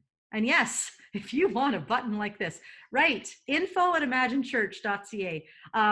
It's amazing the reactions you get when you wear a little button that says it's going to be okay. I think sometimes people, they need to hear it. And it creates an opportunity for conversation. And how many of you know we need really genuine conversations that are real and honest right now? Oh, I'm glad, Brenda. It was amazing. You truly appreciate the work. Oh, you're so welcome. It was absolutely worth every ounce of time. And other than learning how to do this on Zoom, I mean, it's been pretty good. And everyone who's watching on Facebook, thank you for putting up with my makeshift sharing on the live. It just didn't work on Zoom, and so yeah. Yes, this is going to be on my YouTube channel, which I wish I could remember what that is right now. So, but I will send it through the email, and then you'll have direct access to it. And then I'll put all the separate ones on there too. So thanks for giving me work, everyone. You've attempted to order your books, but it says it will not ship to Texas. Oh, we will ship this to Texas. You just email me, Michelle. Okay. Email me, Connie@conniejakab.com, and I will set this up with you. So good. Yeah. My book is available through Amazon. However, I would prefer you not to go through Amazon because they take more money than I want them to. And so you can either order it through me or my publisher. I get more royalties if you order it that way. And so you email me and we'll talk about the best ways to get that to you. As a grandma, I feel like I can help my daughter. Yes, you can. You know, it doesn't matter, guys. I'm 45 years old and I still need my mama. We never grow out of needing people to bring us close and walk us home. We never grow out of it. And thank you. I really appreciate you saying that, Chandia, that you're interested in getting the book. I am very, very excited about the opportunity for people to experience the miracle. Really, it is a miracle of what we have been through in our house. I'm glad you felt it was a great way to spend the morning and you feel much better going back to work with the school district. Yes, you know what? And I have to shout out the Catholic system right now in Calgary. I want to shout out Simone Dold. I don't know if you're on this right now, but my son is in grade 8. And yes, you can get the book and the t-shirt together. Yes, you can. Simone has been walking my son home. I need the village. He's 13. I'm an idiot in his mind right now. Not completely, but you know what I mean? Like, our kids need others. And she texts him as from the school, how are you doing? How are you doing? I just want to let you know that I'm here. And she is supporting me and our family through this. And I just have to say, we need people like that in our kids' lives. And so if you're an educator, every text you send to a parent, every email you send, every time you reach out to a parent, it does more than you know. Oh, I'm glad that Andrew gave you an insight in the way you had not thought before, Linda. That is so good. Andrew is a gem. And honestly, $50 for a counseling session is such a gift right now. Fila? You know what? You bring up a really good point. Yes, I wish that the speakers had more time as well. There's a couple reasons why we did it this way. Number one, attention spans on Zoom is a lot different than in person. Number two, I don't want you to hear everything they have to say because I want you to look them up after. And to be honest, we as a culture love information too much. One of my friends who works for ATB Bank here in Calgary, she does the mental health programming for 7,000 employees. And she said this, when people get overloaded with too much information, they do nothing. And I couldn't agree with that more. So the more information you're given, the more your body just goes, I don't know what to do with that. I'm just going to stuff it all down and I'm not going to do anything. So real resilience comes when you push through the hard and you apply what you've learned. And so if you could just take one thing, well, there I am. Hello. If you could take one thing from today and not worry about all the other things, just one thing, write it down. Write down the one thing that you want to work on, that you're thinking of, that made me think. I'm going to lean into that one thing, not two things, not 8 things, one thing. And when you're done the one thing, and when you let it mull in and get in there and soak in your heart and your spirit, then you move on to the second thing. Don't make this more complicated than you have to, because the reason why our kids and us are in a mental health crisis is because we have not leaned into the important things. And the important things don't come through knowledge. They come through leaning into relationship and applying the beautiful things we learned. The biggest thing that I learned in the middle of crisis was owning my own story. That was it. I started there. Started with owning my own story. And then, ironically enough, I was able to emotionally regulate a lot easier than reading a book on emotional regulation or listening to somebody on emotional regulation. I knew it was important. My emotional regulation came out of making sense of my story and allowing trauma in my heart to be healed. That's what it was like for me. My kids are doing better because I was brave to do that. And to this day, I'm still doing that. My son's 13. The things that worked a couple of years ago, they don't work anymore. Talk about social isolation. My son's in his man cave all day. There's new things to learn right now in this season. Jillian, you loved how all speakers' messages flows together. And I'm glad it was not too overwhelming. Because if it's overwhelming, your brain is not going to do anything with it. It's just going to go, man, that felt good. And that's about it. So I'm really happy to hear that. Megan, you'd love to order the book and the t-shirt. Okay, you emailed me. Great. That's the best way to do it, because I wish I could go on all my stuff right now, but I can't because I'm on here and I want to be fully present with you right now. My Gmail, Kim, let me write this down for you. It's Connie@ConnieJakab.com. That's not my email. That's my email, yes. Faith, regulate your own emotions, own your own story. Great place to start. If you start there, you are as good as gold. Don't complicate that. Yeah, absolutely. Any other questions? We're right here. You've just registered from the Surviving to Thriving at Home webinar with us on Tuesdays. Yes, I can't wait to see you. This week, every week I have a new guest. This week I have my friend Melody, who is the president of an early childhood, because I'm not, I'm not thinking of it yet, but early childhood. She's the president of an organization on early childhood. If you have kids under the age of 5, you need to be there this Tuesday, because parenting through a pandemic with kids under the age of even 6 is a whole different ballgame than parenting kids who are over the age of, say, 9. It's very different. It's very involved. It can feel overwhelming. And so I've brought her in as an expert guest on how you can navigate that, some things that you can do. I'm going to be talking about how you can work with your teenager right now and your preteen. And so don't do this. Southern Alberta Preschool Teachers Association. Thank you, Melody. Yes. Like, we get to hear these people.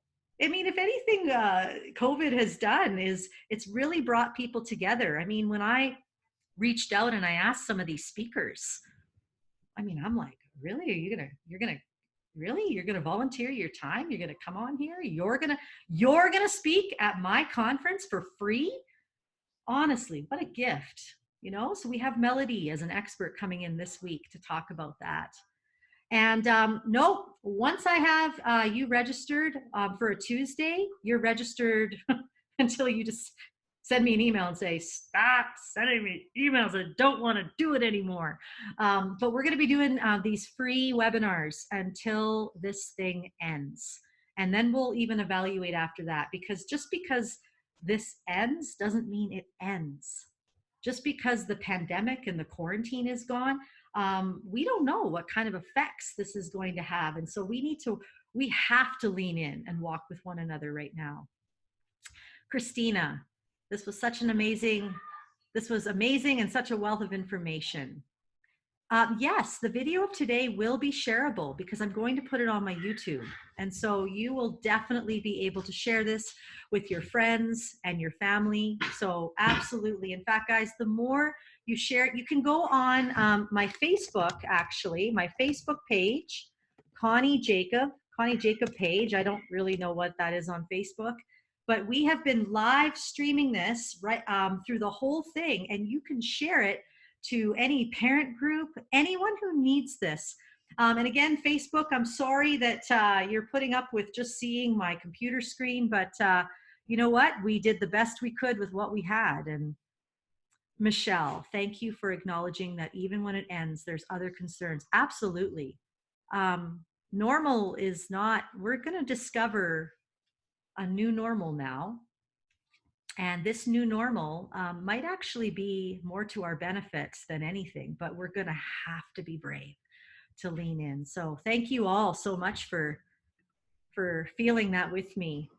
I don't see any more questions in the question box. If you didn't get a question answered, I asked the panelists to kind of jump in, but let's say we accidentally missed, please email me, because we are 100% here to lean in with you for the long term, not just when this ends. And so we're here as a continued resource. But could I just close this conference? Love you too, Benny. With the mantra that I really felt actually was given to me in my heart before this. Actually, it's interesting. It actually came to me before COVID. And so I want to declare it over your life today. I want to declare it over your family, that you are brave. Keep showing up when it's hard. Love without walls. Forgive when it hurts, and then forgive again. Rise through the storm. Thanks so much, everyone, for coming. Reach out and have a great day.